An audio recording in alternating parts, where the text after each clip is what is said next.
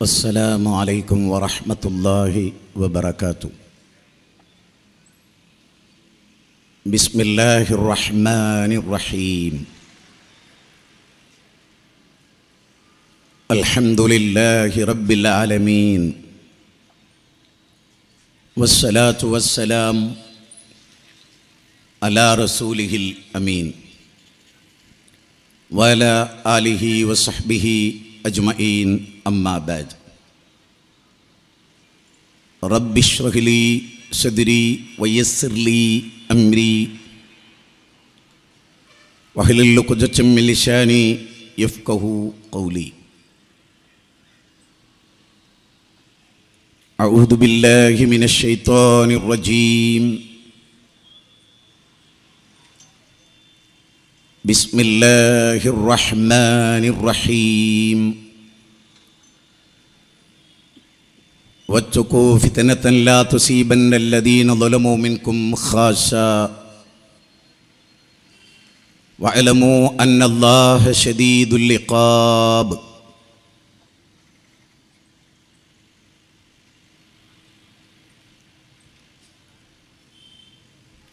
Wisdom Islamic ഓർഗനൈസേഷൻ്റെ വിദ്യാർത്ഥി ഘടകത്തിൻ്റെ ആഭിമുഖ്യത്തിൽ സംഘടിപ്പിച്ചിട്ടുള്ള ലഹരി വിരുദ്ധ ക്യാമ്പയിൻ്റെ തളിപ്പറമ്പ് മണ്ഡലം പ്രോഗ്രാമിലാണ് അളവറ്റ ദയാപരനായ അള്ളാഹുവിൻ്റെ അപാരമായ അനുഗ്രഹം കൊണ്ട് നമ്മൾ സന്നിഹിതരായിട്ടുള്ളത്. ഈ ലഹരി വിരുദ്ധ സമ്മേളനത്തിൻ്റെ ഒടുങ്ങാതിരിക്കാൻ തുടങ്ങാതിരിക്കാം എന്ന മഹത്തായ ഒരു മെസ്സേജ് പാസ് ചെയ്തുകൊണ്ടുള്ള ഈ സമ്മേളനത്തിൻ്റെ വേദിയെ ധന്യമാക്കിയ അധ്യക്ഷരെ, വൈകുന്നേരം ആരംഭിച്ച ഈ പ്രോഗ്രാമിൽ പങ്കെടുത്ത വിശിഷ്ടാതിഥികളെ, മഗ്രിബാനന്തരം വിഷയത്തിൻ്റെ ഗൗരവം എത്രത്തോളം എന്ന് സൂചിപ്പിച്ചുകൊണ്ട് സംസാരിച്ച എൻ്റെ പ്രിയ സുഹൃത്ത് ഷെരീഫ് കാര സാഹിബ് അവർകളെ, ഒരുപാട് സ്നേഹവും ബഹുമാനവും കരുതലും എല്ലാം നൽകുന്ന പ്രിയപ്പെട്ട സഹോദരി സഹോദരന്മാരെ, പ്രാർത്ഥിക്കുന്നവരെ, സഹോദരങ്ങളെ, മനുഷ്യരാശിയെ മുഴുവനും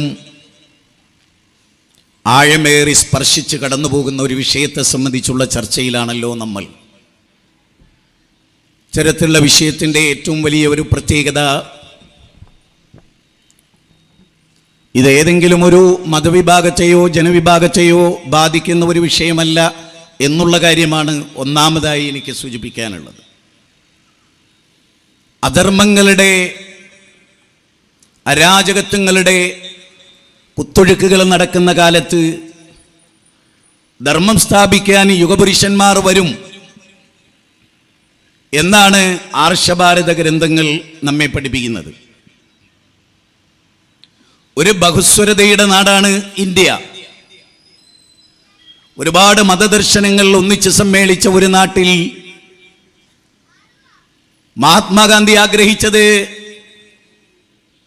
ഒരു ചുള്ളി മദ്യം കുടിക്കാത്ത പൗരന്മാർ ജീവിക്കുന്ന ഒരു നാട് എന്ന സങ്കല്പമായിരുന്നു ഗാന്ധിജിയുടേത്. അതുപോലെ തന്നെ ചെത്തരുത്, കുടിക്കരുത്, വിൽക്കരുത്, മദ്യം ഭയാനകരമാണ് എന്നായിരുന്നു ശ്രീനാരായണ ഗുരു അദ്ദേഹത്തിൻ്റെ മഹചരിതമാലയിലൂടെ സഞ്ചരിക്കുന്ന ഏതൊരാൾക്കും പ്രഖ്യാപിച്ചിരുന്നത് എന്ന് കാണാൻ സാധിക്കും. ഒരു രാജ്യത്തിൻ്റെ ഉയർച്ചയുടെ അടിസ്ഥാന ഘടകം അവിടുത്തെ മേൻ പവറാണ്, യുവത്വത്തിനാണ് അതിനുള്ള കരുത്ത് എന്ന് വിശ്വസിക്കാത്ത രാഷ്ട്രീയ മീമാംസകന്മാർ ലോകത്തുണ്ടായിട്ടേയില്ല. ഉയർന്ന പൗരബോധമുള്ള യുവാക്കളിലൂടെയാണ് ഒരു രാജ്യത്തെ വളർത്തിയെടുക്കാൻ സാധിക്കുക എന്നത് വളരെ ശ്രദ്ധേയമായ കാഴ്ചപ്പാടുകളിൽപ്പെട്ടതാണ്. യുവാക്കൾ തകർന്നു പോയാൽ രാഷ്ട്രത്തിൻ്റെ ശക്തി ചോർന്നു പോകും എന്നതിൽ അഭിപ്രായ ഭിന്നതയില്ല ഒരാൾക്ക്. ഇവിടുത്തെ ഏതെങ്കിലും ഒരു രാഷ്ട്രീയ പാർട്ടി അവരുടെ യുവത്വം നശിച്ചു പോകണമെന്ന് ആഗ്രഹിക്കുന്നു എന്ന് നമ്മൾ ആരും കരുതുന്നില്ല. ഇവിടുത്തെ വിദ്യാർത്ഥി പ്രസ്ഥാനങ്ങൾ തകർന്ന് രാജ്യത്തിന് ഉപകാരമില്ലാത്ത പൗരന്മാരായി മാറണമെന്നും നമ്മൾ ഒരാളും ആഗ്രഹിച്ചിട്ടില്ല. ഇവിടുത്തെ ഏതെങ്കിലും ഒരു മതസംഘടനയുടെ വക്താക്കൾ നശിച്ചു പോകണമെന്ന് അവർ വിചാരിക്കുന്നു എന്ന് നാം ആരും കരുതുന്നില്ല. സനാതന ധർമ്മത്തിൽ വിശ്വസിക്കുന്ന ഒരൊറ്റ ഹൈന്ദവനും മയക്കുമരുന്നിന് അടിമപ്പെട്ട് തകർന്നു പോകണമെന്ന് ആഗ്രഹിക്കുന്ന ഒരു സന്യാസിമാരും ഇന്ത്യ രാജ്യത്തില്ല എന്നാണ് നമ്മൾ കരുതുന്നത്. ആത്മീയ മേഖലകളിൽ കഞ്ചാവും പെത്തഡിനും ബ്രൗൺ ഷുഗറും ഹശീഷും ഒക്കെ ലഭിക്കുന്നുണ്ട് എന്ന വാർത്ത നമുക്കെല്ലാവർക്കും അറിയാവുന്നതാണ്. അത് കേവലം ഒരു വാർത്ത മാത്രമല്ല, അത് യാഥാർത്ഥ്യമാണ് എന്നുകൂടി അറിയുമ്പോഴാണ് ആത്മീയത പാലൂട്ടി വളർത്തുന്നവർ പോലും ഇത്തരത്തിലുള്ള ലഹരി പദാർത്ഥങ്ങൾക്ക് അടിമകളാണ് എന്ന് കേൾക്കുമ്പോഴാണ് വിഷയം എത്രമാത്രം ഗൗരവമേറിയതാണ് എന്ന് നമ്മൾ മനസ്സിലാക്കുന്നത്. ഇവിടെയാണ് സമഗ്രമായ പരിഹാരത്തിന്റെ ലോകത്തേക്ക് നമ്മൾ കടന്നു പോകുന്നത്. ഇവിടെ ഇട്ട ക്ലിപ്പ് പ്രകാരം നിങ്ങൾക്ക് എല്ലാവർക്കും അറിയാം, ക്യാമ്പസുകളിൽ ലഹരി അരങ്ങ് തകർക്കുന്നുണ്ട് എന്ന കാര്യം നമുക്കറിയാം. അധ്യാപകർ ഉപയോഗിക്കുന്നു എന്നതും നമുക്കറിയാം. അവിടുത്തെ പ്രിൻസിപ്പൽ വരെ ഉപയോഗിക്കുന്നു എന്ന കാര്യം നമുക്കറിയാം. തഹസിൽദാർ ഉപയോഗിക്കുന്നു എന്ന് നമുക്കറിയാം. എഞ്ചിനീയറും ഡോക്ടർമാരും നഴ്സുമാരും ഇത് ഉപയോഗിക്കുന്നു എന്ന് നമുക്കറിയാം. അതെല്ലാം നമുക്കറിയുമ്പോഴും മതപണ്ഡിതന്മാർ വരെ ഇത് ഉപയോഗിക്കുന്നതായി ഉത്തരേന്ത്യയിലൊക്കെ വിവരമുള്ളപ്പോഴും ദർഗകളിൽ ഇത് വിൽക്കപ്പെടുന്നു എന്നതും പള്ളിയുടെ പുറത്ത് കഞ്ചാവ് വിൽക്കപ്പെടുന്നുണ്ട്, ഈ കഞ്ചാവ് പ്രശ്നമില്ലെന്നതും ഉസ്താദ് പ്രസംഗിച്ചതുവരെ നാം എല്ലാവരും കഴിഞ്ഞ നാളുകളിൽ കേട്ടുപോയതാണ്. എല്ലാവരുടെയും ചോദ്യം, പൂച്ചക്കാര് മണികെട്ടും. ആരാണ് ഈ മഹാ തോന്നിവാസത്തിന് നിയന്ത്രണം ഏർപ്പെടുത്തുന്നത് എന്നത് വളരെ പ്രധാനമായ കാര്യമാണ്. കഴിഞ്ഞകാല ഇന്ത്യൻ പാർലമെന്റിൽ എഴുതി വെച്ച ഫ്രണ്ടിലെ ബോർഡിൽ ഒന്ന് ഇന്നല്ലാഹ ലാ യുഗയ്യിർ മാ ബിഖൗമിൻ ഹത്താ യുഗയ്യിറു മാ ബിഅൻഫുസിഹിം എന്ന വാചകമാണ്. സൂറത്ത് റഅദ് 13-ാം അധ്യായം 11-ാമത്തെ വാചകമാണ്. അല്ലെ, ലോകത്ത് പരിവർത്തനത്തിന്റെ പടപ്പാട്ട് പാടിയ ഒരു ദൈവിക ഗ്രന്ഥത്തിന്റെ വാചകമാണത്. ഇന്നല്ലാഹ ലാ യുഗയ്യിർ മാ ബിഖൗമിൻ ഹത്താ യുഗയ്യിറു മാ ബിഅൻഫുസിഹിം. ഒരു ജനത സ്വയം മാറ്റത്തിന് തയ്യാറാകാത്ത കാലത്തോളം ഒരു വ്യക്തി അയാൾ സ്വയം തീരുമാനിക്കണം, ഞാൻ ഇന്നതേ കഴിക്കൂ. പഞ്ചസാര എനിക്ക് വേണ്ട എന്ന് തീരുമാനിച്ച ഒരാൾക്ക് പഞ്ചസാര തരിയുടെ രൂപത്തിൽ ലഭിക്കപ്പെടുന്ന MDMA എനിക്ക് വേണ്ട എന്ന് തീരുമാനിക്കാൻ എന്തുകൊണ്ട് സാധിക്കുന്നില്ല എന്ന് നമ്മൾ മനസ്സിലാക്കണം. ഇന്ന മാംസം നിനക്ക് ഹാനികരമാണ്, അത് കഴിക്കാൻ പാടില്ലാത്ത ഭക്ഷണമാണ് എന്ന് പറഞ്ഞാൽ അത് ഉപേക്ഷിക്കുന്ന വ്യക്തിക്ക് ശരീരത്തെ കേടുവരുത്തുന്ന, മനസ്സിനെ കേടുവരുത്തുന്ന, കുടുംബത്തെ ശൈഥില്യമാക്കുന്ന, രാഷ്ട്രത്തിന്റെ കെട്ടുറപ്പിനെ നശിപ്പിക്കുന്ന മയക്കുമരുന്ന് വേണ്ടെന്ന് തീരുമാനിക്കാൻ കഴിയാത്തത് ഇച്ഛയെ നിയന്ത്രിക്കാനുള്ള പവർ നഷ്ടപ്പെട്ടത് കൊണ്ടാണ് എന്നതാണ് ലോകത്തിലെ ഏറ്റവും വലിയ കാഴ്ചപ്പാടുകളിലൊന്ന്. Pandit Jawaharlal Nehru Glimpses of World History എന്ന് പറയുന്ന ഗ്രന്ഥത്തിൽ മനോഹരമായി മനുഷ്യന്റെ ഉള്ളിൽ ജ്വലിക്കുന്ന വിപ്ലവകരമായ ആത്മീയ ചൈതന്യത്തെ കുറിച്ച് കോറിയിടുന്നുണ്ട് അക്ഷരക്കൂട്ടുകൊണ്ട്. അതിങ്ങനെയാണ്, ഒരു മനുഷ്യന്റെ ഉള്ളിൽ ആറ്റം ബോംബിനേക്കാൾ വലിയൊരു ശക്തിയുണ്ട്. അവനെങ്ങാനും അതിനെ വിളിച്ചുണർത്തിയാൽ തീർച്ചയായും അവന് വലിയ കാര്യങ്ങൾ ഈ ലോകത്ത് നിർവഹിക്കാൻ കഴിയും എന്ന്. ദൈവിക ഗ്രന്ഥം പറയുന്നത് നിങ്ങൾ സ്വയം നന്നാകാനുള്ള ശ്രമം നിങ്ങളുടെ ഭാഗത്തുനിന്നുണ്ടാവണം. അതിനനുയോജ്യമായ സാഹചര്യങ്ങളെ പ്രപഞ്ചത്തിന്റെ നാഥൻ നിങ്ങൾക്ക് ഒരുക്കി തരും എന്നാണ് സൂറത്ത് റഅദ് പറയുന്നത്. പ്രവാചക തിരുമേനി ലോകത്തെ പഠിപ്പിച്ചൊരു വലിയ ഹദീസ് ഉണ്ട്. അതിന്റെ തുടക്കം ഇങ്ങനെയാണ്, അലാ നിങ്ങൾ അറിയണം, ഫഇന്ന ഫിൽ ജസദി മുദ്അ ഇദാ സ്വലഹത് സ്വലഹൽ ജസദു കുല്ലു വഇദാ ഫസദത് ഫസദൽ ജസദു കുല്ലു അലാ വഹിയൽ ഖൽബ്. അറിയണേ, നിങ്ങളുടെ ശരീരത്തിൽ ഒരു മാംസപിണ്ഡമുണ്ട്, അത് നന്നായാൽ ശരീരം മുഴുവനും നന്നായി, അത് കേടുവന്നാലോ ശരീരം മുഴുവനും കേടുവന്നു. അത് നിങ്ങളുടെ ഹൃദയമാണ്.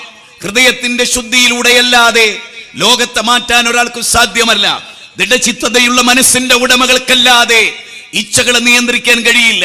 താൻ എന്ത് കുടിക്കണം, താൻ എന്ത് കഴിക്കണം എന്ന് തീരുമാനിക്കാനുള്ള തന്റെ കൂട്ടുകാരന്റെ വൃത്തികെട്ട് തന്നോടുള്ള അല്ലെങ്കിൽ തന്നോട് പറയുന്ന നിർബന്ധത്തിന് വഴങ്ങേണ്ടവനാണ് കൂട്ടുകാരൻ എന്ന വിചാരമുണ്ടാകരുത്. എന്റെ കൂട്ടുകാരൻ എന്നോട് നന്മ കൽപ്പിച്ചാലേ ഞാനത് സ്വീകരിക്കുകയുള്ളൂ. അവൻ എനിക്ക് പ്രിയങ്കരനാണെങ്കിലും ഈ പറഞ്ഞതിനോട് എനിക്ക് യോജിക്കാൻ കഴിയില്ല എന്ന ഉറച്ച തീരുമാനം നമുക്കുണ്ടാവണം. കൂട്ടാണല്ലോ ലോകത്തിലെ ഏറ്റവും വലിയ കാര്യം. കൂട്ടുകെട്ടിനേക്കാൾ മനോഹരമായ ഒന്നും ലോകത്തില്ലെന്ന് വിശ്വസിക്കുന്ന നാം ആരെയാണ് കൂട്ടുപിടിക്കുന്നത്? വളരെ പ്രധാനമായ ചർച്ചയാണ്. ഇൻഷാ അല്ലാഹ് എന്റെ സംസാരം കേരളക്കരയിലെ മലയാളികൾക്ക് ഒരിക്കലും ഒരു നഷ്ടമുണ്ടാക്കില്ല എന്നത് അള്ളാഹുവിനെ സാക്ഷി നിർത്തി നിങ്ങളോട് ഞാൻ പറയുന്നു. അള്ളാഹ് സാക്ഷ്യം വഹിക്കുന്ന കാര്യമാണ്. അവന്റെ മടക്കുകളുടെ സാന്നിധ്യമുള്ള സദസ്സാണ്. തീർച്ചയായും എന്റെ സംസാരത്തിൽ സ്ഖലിതങ്ങൾ വരാതിരിക്കാൻ നിങ്ങളും ഞാനും പ്രാർത്ഥിച്ചു കൊണ്ടേയിരിക്കുക. പൈശാചിക ശക്തികൾക്ക് പ്രേരണ നൽകുന്ന ഒന്നും ഈ പ്രസംഗത്തിൽ ഉണ്ടാകരുതേ എന്ന് നിങ്ങളും പ്രാർത്ഥിക്കുക. എന്റെ പ്രിയപ്പെട്ട ഹൈന്ദവരെ, ക്രൈസ്തവരെ, ഇവിടെ പ്രസംഗിച്ച വി ഷാജി എന്ന് പറയുന്ന പോലീസ് ഡിപ്പാർട്ട്മെന്റുകാരൻ, അദ്ദേഹത്തിന്റെ പ്രസംഗം അതിമനോഹരമായിട്ടാണ് അതിന്റെ ക്ലൈമാക്സിൽ അവസാനിക്കുന്നത്. ഈ കുട്ടികൾ കേടുവരുന്നതിൽ മുഖ്യ പങ്ക് മാതാപിതാക്കൾക്കാണ് എന്ന് അദ്ദേഹം പറയുമ്പോ 1400 വർഷങ്ങൾക്കപ്പുറത്ത് തിരുദൂതരുടെ പ്രഖ്യാപനം കൂടിയായിരുന്നു അത്. നിന്റെ കുട്ടി കേടുവരുന്നുണ്ടെങ്കിൽ അടിസ്ഥാനം പിതാവേ നിനക്കാണ്, അടിസ്ഥാനം പിതാവേ മാതാവേ നിങ്ങൾക്കാണ്. നിങ്ങളുടെ മടിത്തട്ടിലാണ് കുഞ്ഞുങ്ങൾ വളരേണ്ടത്. അവർ കഞ്ചാവ് ഉപയോഗിക്കുന്നുണ്ടെങ്കിൽ, അവർ പെത്തഡിൻ ഉപയോഗിക്കുന്നുണ്ടെങ്കിൽ, അവർ സിന്തറ്റിക് ലഹരി ഉപയോഗിക്കുന്നുണ്ടെങ്കിൽ, അവർ പ്രേമിച്ച് നടക്കുന്നുണ്ടെങ്കിൽ, അവർ കൊട്ടേഷൻ പാർട്ടി ആകുന്നുണ്ടെങ്കിൽ, അവർ മോഷ്ടാക്കളാകുന്നുണ്ടെങ്കിൽ, അവർ ഭീകരവാദികളാകുന്നുണ്ടെങ്കിൽ, അവർ രാഷ്ട്രീയത്തിനെതിരെ പ്രവർത്തിക്കുന്നവരാകുന്നുണ്ടെങ്കിൽ, അവർ അരാജകത്വവാദികളാകുന്നുണ്ടെങ്കിൽ, പ്രിയപ്പെട്ട ഉമ്മ, നൊന്ത് പ്രസവിച്ച ഗർഭപാത്രത്തിന്റെ ഉടമയായ ഉമ്മ, നിങ്ങൾക്ക് പങ്കുണ്ട് എന്ന് ലോകത്തെ ആദ്യമായി പഠിപ്പിച്ചത് ദൈവിക ഗ്രന്ഥമായ വിശുദ്ധ ഖുർആനാണ്. അതുകൊണ്ട് തന്നെ വളരെയേറെ ശ്രദ്ധിക്കുകയും, ഇവിടെ ലോകത്ത് എല്ലാരും കേട്ടോ, അത് നിങ്ങൾ വിലയിരുത്തേണ്ടതില്ല. ഈ ഇരിക്കുന്ന നിങ്ങൾ കേട്ടോ, നിങ്ങളുടെ വീടുകളിൽ ഇത് നടപ്പാക്കിയോ? പുറംലോകത്തേക്കല്ല നമ്മളിപ്പോൾ നോക്കുന്നത്, നമ്മുടെ സ്വന്തത്തിലേക്ക് നാം എത്ര കണ്ട് വിജയിക്കുന്നു. കാരണം സൂറത്ത് തഹ്രീം 66 അധ്യായം 6-ാമത്തെ വചനം മനസ്സിരുത്തി വായിക്കണേ. ഇന്ന് വീട്ടിൽ ചെന്ന് അമാനുമലയുടെ പരിഭാഷയെടുത്ത് 66-ാം അധ്യായം സൂറത്ത് തഹ്രീമിൽ 12 ഖുർആനിക വചനങ്ങളാ ഉള്ളത്. ആ വചനത്തിന്റെ 6-ാമത്തെ വചനം പറയുന്നത്, യാ അയ്യുഹല്ലദീന ആമനു, അല്ലയോ സത്യവിശ്വാസി, ഖു അൻഫുസകും വഅഹ്ലീകും നാറാ. നാറാ നോക്കൂ എന്താ പറയുന്നത്? ഏ മനുഷ്യ, പിതാവേ, കുട്ടികളുടെ പിതാവേ, ഭാര്യയുടെ ഭർത്താവേ, പ്രാണപ്രേയസിയോട് നമുക്ക് പറയാനുള്ളത് സ്വന്തം നഫ്സിനെ നരകത്തുനിന്ന് കാക്കുക എന്നതാണ്. അല്ലാ തസ്റു വാസിറത്തും വിസ്റ ഉഖ്റാ വഅലൈസ ലിൽ ഇൻസാനി ഇല്ലാ മാ സഅ. സൂറത്തുൻ നജ്മ് ഖുർആനിൽ 53-ാം അധ്യായം 38-ാമത്തെ വചനമാണ്. ഒരാളുടെ പാപഭാരവും ഏറ്റെടുക്കാത്ത, ഒരാളും കൂട്ടിനില്ലാത്ത, ഒരു കൂട്ടുകാരന്റെ സൗഹൃദമില്ലാത്ത, യൗമ യഫിറുൽ മർഉ മിൻ അഖീഹി വഉമ്മിഹി വഅബീഹി വസ്വഹിബതിഹി വബനീഹി ലികുല്ലി ഇംറിഹിൻ മിൻഹു യൗമൈദിൻ ശഅ്നുൻ യുഗ്നി. 80-ാം അധ്യായം 34 മുതലുള്ള വചനമാണ്. ബാപ്പ കൂട്ടിനില്ലാതെ മക്കളും, മക്കൾ കൂട്ടിനില്ലാത്ത ബാപ്പയും, ഭർത്താവ് കൂടെയില്ലാത്ത ഭാര്യയും, ഭാര്യ കൂടെയില്ലാത്ത ഭർത്താവും, ആരാരും സഹായിക്കാനില്ലാത്ത ചങ്ങാതിമാർ തിരിഞ്ഞു നോക്കാത്ത, വൈമിൻകും ഇല്ലാ വാരിദുഹാ കാന അലാ റബ്ബിക ഹത്മൻ മഖ്ദിയ. ഖുർആനിന്റെ 19-ാം അധ്യായം 71-ാമത്തെ വചനം. ആ നരകത്തിന്റെ വക്കിൽ വരാത്തവരായിട്ട് നിങ്ങളിൽ ഒരാളും തന്നെ ഇല്ല. അതേ, നിങ്ങൾ എല്ലാവരും വരുന്നത് ആ നരകത്തിന്റെ വക്കിൽ ഒറ്റക്കാണ്. വിചാരണ ഒറ്റക്കാണ് നേരിടുക. ഖബറിലെ വിശ്രമം താൽക്കാലികമായ ബർസഖ് നിങ്ങൾ ഒറ്റക്കാണ്. ഭാര്യ കൂടെയില്ലാതെ, ഭർത്താവ് കൂടെയില്ലാതെ, മക്കൾ കൂടെയില്ലാതെ, കൂട്ടുകാർ കൂടെയില്ലാതെ. കഞ്ചാവടിക്കാൻ പോയത് ഒറ്റക്കല്ല, 2 പേരെന്നാണ്, അല്ലെങ്കിൽ 20 പേരൊന്നിച്ചാണ്. ടൂർ പോയത് 10 പേരൊന്നിച്ചാണ്. അവിടെ വ്യഭിചരിച്ചത് 10 പേരൊന്നിച്ചാണ്. അവിടെ കള്ളിന്റെ കുപ്പി പൊട്ടിച്ചത് 10 പേരൊന്നിച്ചാണ്. ഇല്ല സുഹൃത്തെ, ശവമഞ്ചത്തിലേറി പോകുമ്പോ അൻതല്ലദീ വലദതുക ഉമ്മുക ബഖിയ വന്നാസു ഹൗലക യൽഹഖൂന സുറൂറാ വജഹദ് ലിനഫ്സിക അൻ തകൂന ഇദാ ബഖൗ ഫീ ഹാലി മൗതിക ലാഹികം മസ്റൂറാ. നിന്റെ ഉമ്മ നിന്നെ പ്രസവിച്ചപ്പോ കരഞ്ഞുകൊണ്ടാ നീ ജനിച്ചത്. അന്ന് നിന്റെ ജന്മമോർത്ത് പലരും ചിരിച്ചിട്ടുണ്ട്. അതുകൊണ്ട് വജഹദ് ലിനഫ്സിക അൻ തകൂന ഇദാ ബഖൗ ഫീ ഹാലി മൗതിക ലാഹികം മസ്റൂറാ. നീ മരിക്കുമ്പോ നിനക്ക് ചിരിക്കാൻ കഴിയണം, നിന്നെ ഓർത്ത് ബാക്കിയുള്ളവർക്ക് കരയാൻ സാധിക്കണം. നമ്മുടെ ജീവിതത്തിൽ മറ്റാരുമില്ലാത്ത ഒരു ലോകത്ത്, അല്ലേ, പള്ളിക്കാട്ടിലാണ് നാളെ മണിയറ, ഘനമേറും കല്ലതിന്റെ മീതെ. നമ്മൾ പാടിയിട്ടുണ്ട്, തൊട്ടടുത്ത കടയിൽ നെയ്തു വന്നുവോ നിന്നെ പൊതിയാനായെടുത്തിടും വെള്ളത്തുണി. തൊട്ടടുത്ത കടയില് നമ്മളെ പൊതിയാനുള്ള മല്ല് തുണി പാകമായി നിൽക്കുന്നുണ്ടാകും.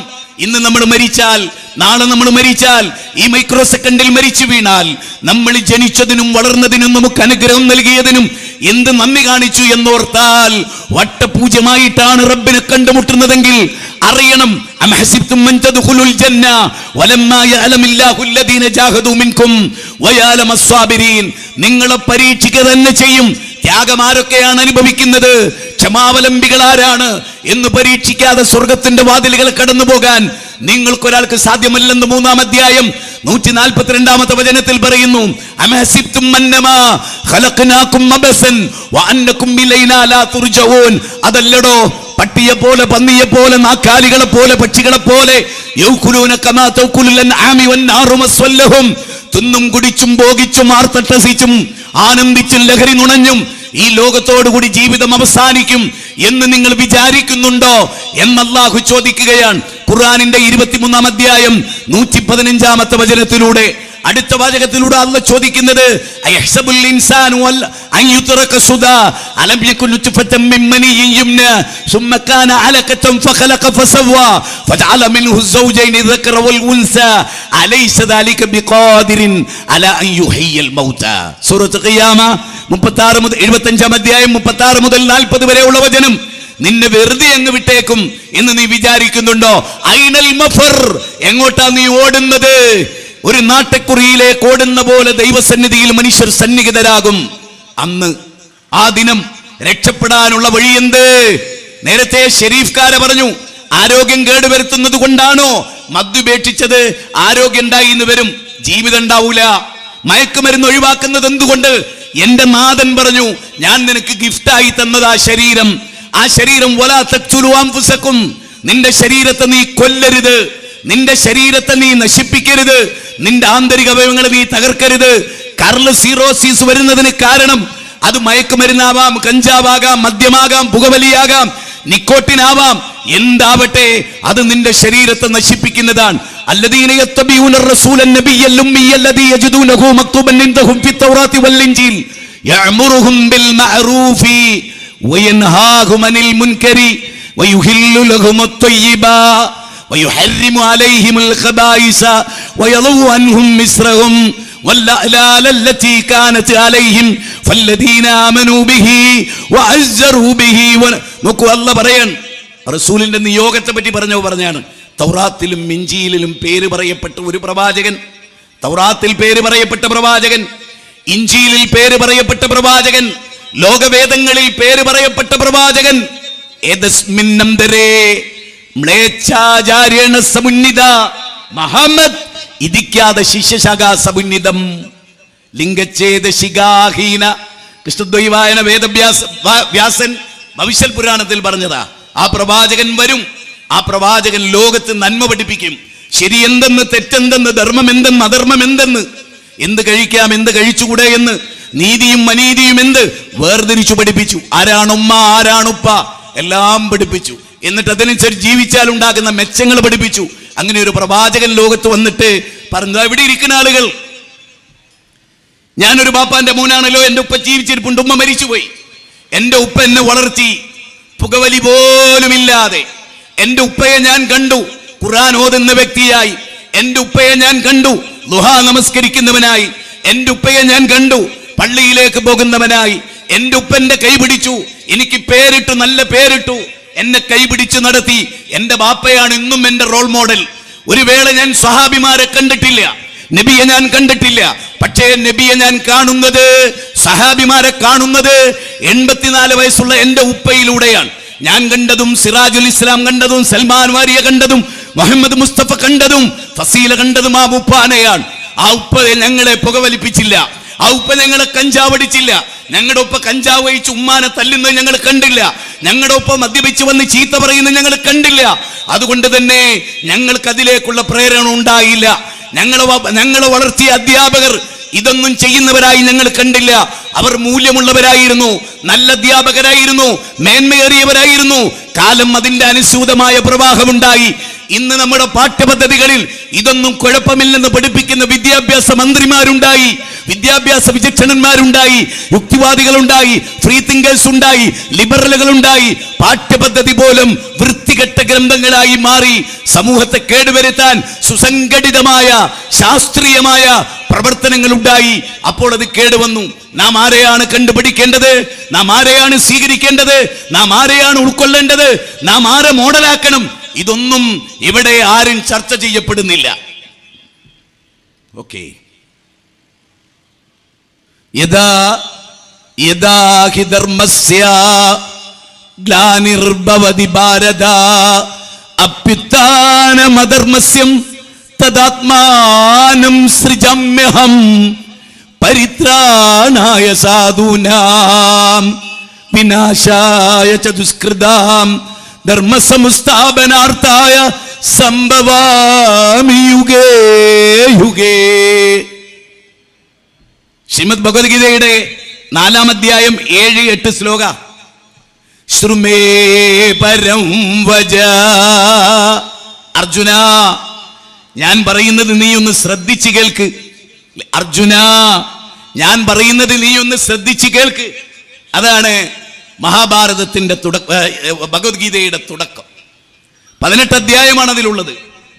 അതിന്റെ 4-ാമത്തെ അധ്യായം പഠിപ്പിക്കുന്ന മനോഹരമായൊരു കാര്യം, യദാ യദാ ഹി ധർമ്മസ്യ ഗ്ലാനിർഭവതി ഭാരത അഭ്യുത്ഥാനമധർമ്മസ്യം തദാത്മാനം സൃജമ്യഹം പരിത്രാണായ സാധൂനാം വിനാശായ ച ദുഷ്കൃതാം ധർമ്മസംസ്ഥാപനാർത്ഥായ സംഭവാമി യുഗേ യുഗേ. ഓ, ധർമ്മത്തിന് ചുതി സംഭവിക്കുമ്പോ, അധർമ്മങ്ങൾ വ്യാപകമാകുമ്പോ ശ്രീകൃഷ്ണൻ വരുന്നു. എന്തിന്?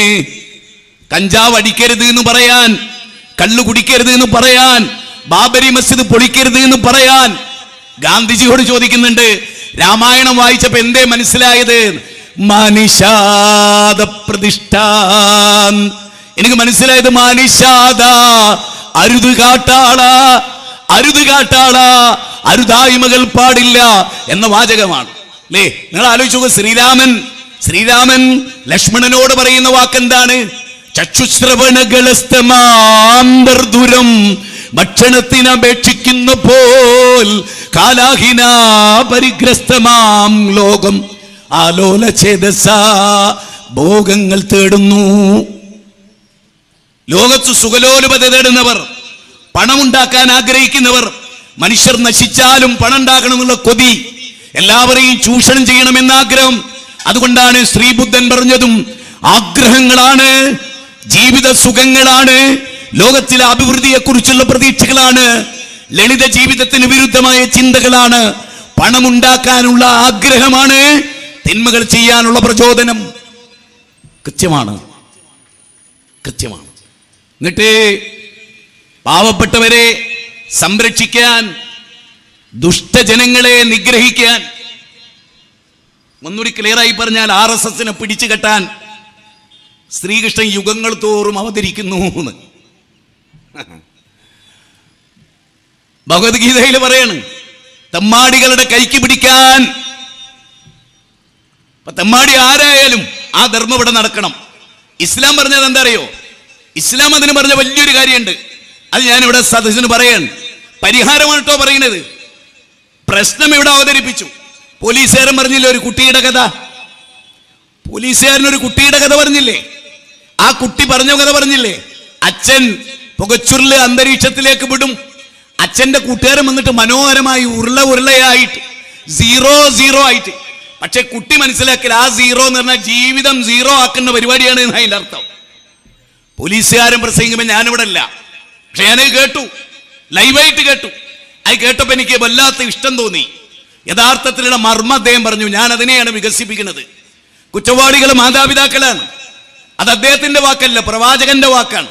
പ്രവാചകൻ ലോകത്ത് ഒന്നാമതായി പഠിപ്പിച്ച വാക്കതാണ്. അതുകൊണ്ടാണ് നമ്മൾ ആ വാചകത്തിലേക്ക് കടന്നു പോകുന്നത്.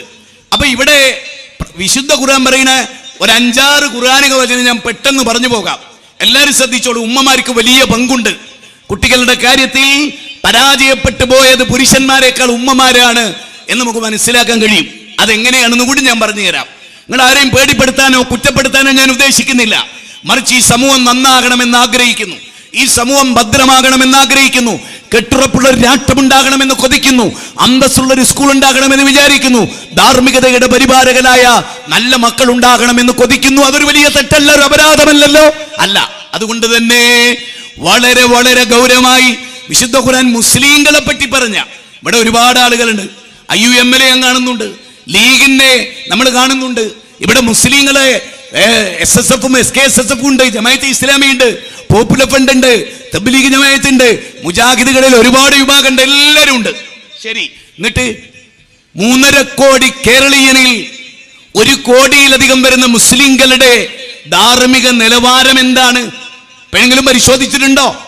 എപ്പോഴെങ്കിലും പരിശോധിച്ചിട്ടുണ്ടോ? എന്താ നമ്മുടെ ധാർമ്മിക നിലവാരം? നമ്മുടെ കല്യാണത്തെ പോലെ വഷളായ ഒരു കല്യാണം ഒരൊറ്റ ഹൈന്ദവന്റെ വീട്ടിലും ഇത്ര ചീപ്പായ കല്യാണം മുസൽമാന്റെ കല്യാണം പോലെ നടക്കണേയില്ല. സമ്മതിച്ചോ? തെളിവോട് നേരത്തും ഞാൻ ആയിരക്കണക്കിന് വീഡിയോകളിട്ട് ഞങ്ങൾക്ക് ബോധ്യപ്പെടുത്തി തരും. ഇത്ര മ്ലേച്ഛമായ കല്യാണം മുസൽമാന്റെ വീട്ടിൽ നടക്കുന്നു. എന്താ കാരണം? പണ്ഡിത ധർമ്മം നിർവഹിക്കാത്തത് കൊണ്ടാണ്. ഞാൻ കുറ്റപ്പെടുത്തിയ ഉസ്താദുമാരെയാണ്, മൗലവിമാരെയാണ്, സംഘടനയുടെ നേതാക്കന്മാരെയാണ്. എന്നോട് പൊറുക്കണം എല്ലാരും. എന്താ കാരണം? അവനവന്റെ ജീവിതത്തിൽ കൊണ്ടുവരാത്തതാ പ്രസംഗിക്കുക. അതുകൊണ്ട് തന്നെ ലോകം നന്നായില്ല. മഹാനായ ഇബ്നു അബ്ബാസ് റളിയല്ലാഹു അടുത്ത് വന്നിട്ട് ഒരാൾ പറഞ്ഞു, ഞാൻ ജനങ്ങളെ നന്നാക്കാൻ പ്രസംഗിക്കാൻ പോവുകയാണ്. അപ്പൊ അദ്ദേഹം ഒരു ഖുർആന്റെ വചനം ചോദിച്ചിട്ട് ഇത് നടപ്പാക്കാൻ പറ്റുമോ എന്ന് ചോദിച്ചു. അതേതാ? അതഅ്മുറൂന അന്നാസ ബിൽ ബിർരി വതൻസൗന അൻഫുസകും വഅൻതും തത്ലൂനൽ കിതാബ് അഫലാ തഅഖിലൂൻ. സൂറത്ത് ബഖറ 2-ാം അധ്യായം 44. അതഅ്മുറൂന അന്നാസ ബിൽ ബിർരി വതൻസൗന അൻഫുസകും വഅൻതും തത്ലൂനൽ കിതാബ് അഫലാ തഅഖിലൂൻ. നിങ്ങൾ ജനങ്ങളോട് നന്മ കൽപ്പിക്കുകയും നിങ്ങളുടെ കാര്യത്തിൽ മറന്നുപോകുകയും ചെയ്യുകയാണോ? നിങ്ങൾ വേദഗ്രന്ഥം പാരായണം ചെയ്യുന്നവരല്ലേ? വേദഗ്രന്ഥം പാരായണം ചെയ്യുന്നത് നേരത്തെ പറഞ്ഞ മൈത്രേയനല്ലല്ലോ, ലിയാഖത്ത് അലി അല്ലല്ലോ, ആരിഫ് ഹുസൈൻ അല്ലല്ലോ, സി രവിചന്ദ്രൻ അല്ലല്ലോ, പിന്നെ ആരാത്? ഇ എ ജബ്ബാറ അല്ല. പിന്നെയോ വേദഗ്രന്ഥം പാരായണം ചെയ്യുന്ന മുസ്ലിം പണ്ഡിതന്മാരോട്, അനുയായികളോട് അല്ല ചോദിക്കുന്ന കാര്യമാണ്, നിങ്ങൾ വേദം വായിച്ചിട്ട് എന്താ നിങ്ങൾ നന്നാകാത്തത്? ഇതാണ് പ്രശ്നം. മുസ്ലിം കല്യാണ വീടുകളിൽ തോന്നിയാസം നടക്കുന്നത് ഉസ്താദ് കാരണമാണ്. എന്റെ പൊന്നു മൗലവി, നിങ്ങൾ എന്താ ഈ പറയണത്? എന്നാ കേട്ടോ, ഞാൻ പറഞ്ഞു തരാം നിങ്ങൾക്ക്. മാതാപിതാക്കൾ പറ്റാത്തോണ്ട് തന്നെ ഒരു വീട്ടിലെ രക്ഷിതാവ് അയാൾ നല്ല ബോൾഡായ മനുഷ്യനാണെങ്കിൽ അയാൾ വീട്ടിലെ കല്യാണത്തിൽ നടക്കുന്ന തോന്നിയാസം നടക്കുവോ? കല്യാണം എന്ന് പറഞ്ഞാൽ തന്നെ പവിത്ര, പിന്നെ എങ്ങനെ അവിടെ ഹറാം എടുക്കുക? കല്യാണം എന്ന് പറഞ്ഞാൽ പരമപരിശുദ്ധമായ ഒരു പ്രാർത്ഥന ചെയ്യേണ്ട സ്ഥലം അത്. കാരണം ഒരു കച്ചവടം തുടങ്ങുന്ന പോലെയല്ല വിവാഹം. മരിക്കുന്നവരെ ഇണയായ തളിപ്പറമ്പിൽ ഒരു കച്ചവടം തുടങ്ങി 2 കൊല്ലം കൊണ്ട് ലാഭമെല്ലാം നഷ്ടേ ഉള്ളൂ. ഒഴിവാക്ക. വേറൊന്ന് തുടങ്ങ, വേറൊരു നാട്ടിൽ പോയിട്ട്. പെണ്ണിട്ടൽ അങ്ങനല്ല അല്ലടോ മനുഷ്യന്മാരെ. അതുകൊണ്ട് പെണ്ണ് കെട്ടുമ്പത് പവിത്രമാണ്. ഹൈന്ദവർക്ക് പോലെ എത്ര പവിത്രമാണ്. പിതാ രക്ഷിതി കൗമാരേ ഭർത്രോ രക്ഷിതി യൗവനേ പുത്രോ രക്ഷിതി വാർദ്ധക്യേ രക്ഷന്തി സ്ഥവിരേ പുത്ര സ്ത്രീ സ്വാതന്ത്ര്യമർഹിതി. വളരെ പവിത്രമായ ഒന്നായിട്ടാണ് പെണ്ണിനെ വിവാഹം കഴിച്ചുകൊണ്ടുവന്നതിന്റെ സങ്കല്പം. അവരിലൂടെ വലിയ വിപ്ലവം ഉണ്ടാകണം. ആ വിപ്ലവം ഉണ്ടാകണമെങ്കിൽ ആദ്യമായിട്ട് ഇവിടെ ഇരിക്കുന്നവർക്ക് ഒരൊറച്ച തീരുമാനം ഉണ്ടാകണം. ഷെരീഫ്കാര് പ്രസംഗം തുടങ്ങുമ്പോൾ ഞാനിവിടെ അല്ല, പക്ഷെ ഞാനും നിങ്ങളെപ്പോലെ ആ പ്രസംഗം കേട്ടു. നിങ്ങൾ കേട്ട പോലെ തന്നെ അതിൽ അദ്ദേഹം പറയുന്ന ഒരു ഭാഗമുണ്ട്. എന്താ അത്? ഒരു ഉറച്ച തീരുമാനം ഉണ്ടാകണമെന്ന്, ബോൾഡായ ഒരു തീരുമാനം. അതിന് ഇസ്തിഖാമത്ത് എന്ന് പറയും അറബിയിൽ. അതിന് ഖുർആൻ 2 സ്ഥലത്ത് പിന്നെ ഒരേപോലെ പറയുന്ന, ചെറിയ വ്യത്യാസം പറയുന്ന 2 ഖുർആനിക വചനമുണ്ട്. എന്താന്ന് വെച്ചാൽ ഇതാണ്. നോക്കൂ, അള്ളാഹു പറയാൻ, ഇന്നല്ലദീന ഖാലൂ റബ്ബുനല്ലാഹ് സുമ്മ ഇസ്തഖാമൂ. ഈ ഭാഗം 41-ാം അധ്യായം 30-ാമത്തെ വചനം, 46-ാമത്തെ അധ്യായം 13-ാമത്തെ വചനം, ഒരേ വചനം. ഇസ്തിഖാമത്ത് ഉണ്ടാകണം, ഉറച്ച തീരുമാനം ഉണ്ടാകണം. ഇനി വഴി തെറ്റൂല എന്നൊരാൾ വിചാരിക്കണം. ഈ തീരുമാനം ഉണ്ടായാൽ മാത്രം പോരാ, ആ തീരുമാനത്തിൽ ഉറച്ചു നിൽക്കാൻ ആവശ്യമായ സാഹചര്യങ്ങൾ ഒരുക്കണം. വേണ്ടേ? ഒരാൾ തിന്മ ഉപേക്ഷിച്ചാൽ മാത്രം പോരാ, നന്മയിലേക്ക് പോണം. അപ്പോഴേ അയാൾ നന്നാവും. ഇപ്പൊ നിങ്ങൾ നോക്കൂ, നമ്മുടെ വിശുദ്ധ ഖുർആൻ നമ്മളോട് പറയുന്നത് എന്താ? ഒരു ഉദാഹരണം പറയാം. ഒരു മകനെ വിളിച്ചിട്ട് ബാപ്പ പറയാണ്, ഒരു മകനെ എന്ന് പറയുമ്പോ ഇവിടെ ഇരിക്കുന്ന എല്ലാ ബാപ്പാരും, ഇപ്പൊ ഞാൻ 11 മക്കളുടെ മസൂലിയത്തുള്ള ആളാ. 6 പെൺകുട്ടികളും 5 ആൺകുട്ടികളെയും ഞാൻ പഠിപ്പിക്കുന്നുണ്ട്, നോക്കുന്നുണ്ട്, എല്ലാം ചെയ്യുന്നുണ്ട്. സഹോദരാ, ആലോചിക്കാനാ പറയുന്നത്. ഒരു ബാപ്പാന്റെ ദൗത്യം എന്താ? ആരാണ് ഒരു ബാപ്പ? സമ്പാദിക്കുന്ന ആള് മാത്രമല്ല, നല്ല നല്ല ബാഗ് വാങ്ങി കൊടുക്കാൻ ബാപ്പ വേണ്ട, അതിന് വേറൊരാൾ മതി. പോരെ?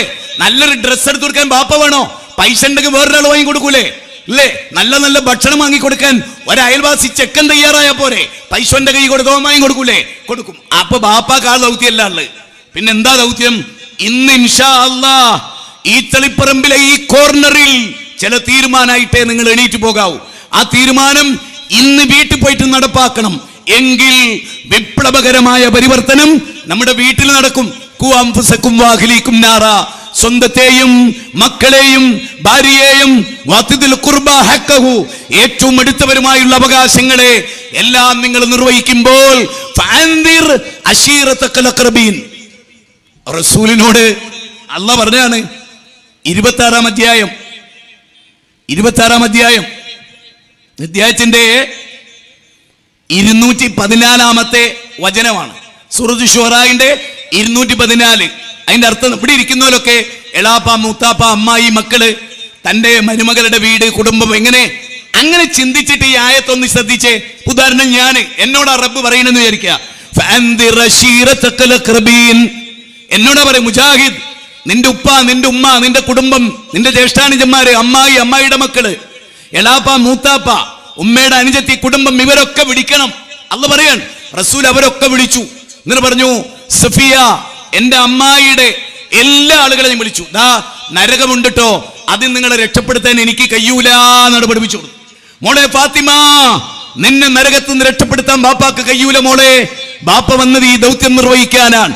ഹറാമ് വെടിയണം, ഹലാലിൽ വേരണം എന്ന് പഠിപ്പിക്കാനാണ്. ഒന്നുകൂടെ കേട്ടോ, എന്താണ് ഒരു മുസ്ലിം ഉമ്മത്തിന്റെ ദൗത്യം എന്ന് പറയാൻ ഞാൻ അതിൽ ബാപ്പാന്റെ ഡ്യൂട്ടിയാണ് പറയുന്നത്. അവിടെ നിന്നാണ് ഞാൻ ഇങ്ങോട്ട് വന്നത്.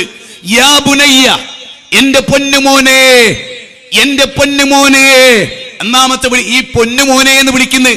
സ്വന്തം മക്കളെ പൊന്നുമോനെ എന്ന് എന്നെ വിളിക്കാറില്ല. ഹമുക്കേന്നും പണ്ടാരേന്നും കുരുപ്പേന്നും ബാപ്പ വിളിക്കുന്നത് അങ്ങനെയാ. എട്ടങ്ങേറ്, ഇജൊന്ന് ചത്താ മതിയായിരുന്നു എന്ന് പറയുന്ന ബാപ്പാക്ക് മോനെ നന്നാക്കാൻ കഴിയില്ല. 10 വയസ്സിന് താഴെയുള്ള കുട്ടീനെ വിളിക്കുന്ന 10 വയസ്സിന്റെ താഴെയുള്ളപ്പോഴേ പറയണം. 3-ാമത്തെ വയസ്സ് പറയണം. അൽഫിത്ര അതിനുണ്ടാക്കിയത്. 6-ാമത്തെ വയസ്സും 7-ാം വയസ്സും ആകുമ്പോഴേക്ക് കുട്ടിയുടെ വെള്ള പേപ്പറിൽ നന്മ മാത്രം എഴുതപ്പെടണം.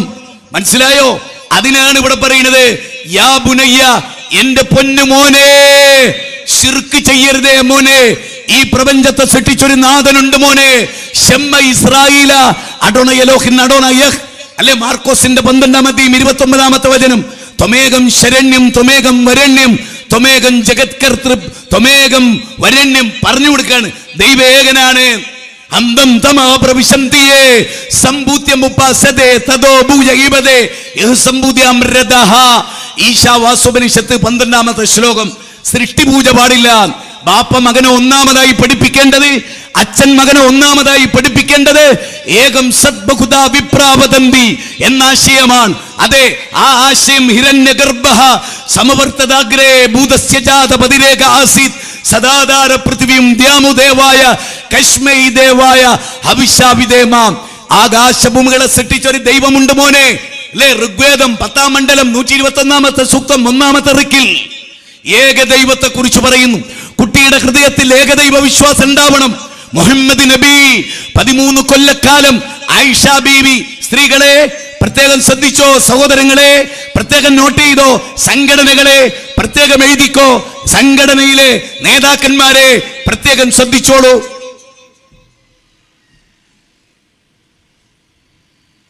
അവിടെ ബഹുദൈവത്വ വിശ്വാസത്തിൽ നിന്ന് ആയിഷ ബീവി പറയട്ടോ, കള്ളു കുടിക്കരുത് എന്നാണ് പ്രവാചകൻ മക്കയിൽ വന്ന ഉടനെ പ്രസംഗിച്ചിരുന്നതെങ്കിൽ. ഒന്നുകൂടി നോട്ട് ചെയ്തേ. നബി സല്ലല്ലാഹു അലൈഹി വസല്ലം 40-ാമത്തെ വയസ്സിൽ വന്ന് കള്ളുടിക്കരുത് എന്നാ പറഞ്ഞെങ്കിൽ ആയിഷ ബീവി പറയാൻ, ഒറ്റ കുട്ടിയും കള്ള് മാറ്റുമായിരുന്നില്ല. ഒറ്റ കുള്ളു. അതാണല്ലോ ഷെരീഫ്കാരെ പറഞ്ഞൊരു വാചകം കേട്ടില്ലേ, ഇതൊക്കെ ഉണ്ടായിട്ട് ഇവിടെ വർദ്ധിക്കല്ലാതെ കുറയുന്നില്ല. എന്താ കുറയാത്തത്? ഇസ്ലാമിന്റെ ചരിത്രത്തിൽ വർദ്ധിച്ചതിനെ താഴോട്ട് കൊണ്ടിരുന്ന മതമാണ് ഇസ്ലാം. ഒരാളുടെ തെമ്മാടിത്ത് എത്ര ഉയരുണ്ടെങ്കിൽ ആ തെമ്മാടിത്ത് എങ്ങനെ കുറച്ച് കുറച്ച് കുറച്ച് കുറച്ച് കുറച്ച് കുറച്ച് കുറച്ച് കുറച്ച് സമ്പൂർണനായൊരു മനുഷ്യനെ സൃഷ്ടിക്കുക, ആ മഹാപ്രക്രിയ ലോകത്ത് നിർവഹിച്ച ഏക മതേ ഉള്ളൂ. ആർക്കും ഒരു വെറുപ്പും തോന്നരുത്. ഇസ്ലാം ഇന്നും അതേ, നാളെയും അതേ, മറ്റന്നാളും അതേ, ലോകാവസാനിക്കുന്നത് വരെ അതേ. പക്ഷെ അതൊരു ന്യൂനപക്ഷമായിരിക്കും. ലാ തസാലു തായിഫത്തും മിൻ ഉമ്മത്തി ളാഹിരീന അലൽ ഹഖ്. സത്യത്തിൽ ഉറച്ചിക്കൊരു ന്യൂനപക്ഷം. കേരളത്തിൽ വിസ്ഡം ഇസ്ലാമിക് ഓർഗനൈസേഷൻ. സങ്കടമുണ്ടോ? സങ്കടപ്പെട്ടിട്ട് കാര്യമില്ല. പച്ചസത്യം പച്ചസത്യമായിട്ടേ പറയാൻ പറ്റും. മനുഷ്യ ജീവിതത്തിന്റെ സകല മണ്ഡലങ്ങളിലും ഇന്ന് ടച്ച് ചെയ്യുന്ന ഏക സംഘടന വിസ്ഡം ഇസ്ലാമിക് ഓർഗനൈസേഷൻ. ആർക്കും സംശയമില്ല, ആർക്കില്ല. ഇല്ല, ഞാനിത് ഇങ്ങനെ പറയുന്നത് എന്തിനറിയോ? ഇവിടെ പ്രവർത്തിക്കുന്നവർ ശരിക്കും പ്രവർത്തിക്കുന്നില്ല. അതുകൊണ്ട് മനുഷ്യർ നന്നാകുന്നില്ല. മനുഷ്യർ നല്ലവരായിരുന്നു, അവർ കേടുവരാൻ ഒരുപാട് കാരണമുണ്ട്. ആ കാരണം എന്താന്ന് പരിശോധിക്ക്, എന്നിട്ട് ട്രീറ്റ് ചെയ്യൂ ഗൗരവമായി.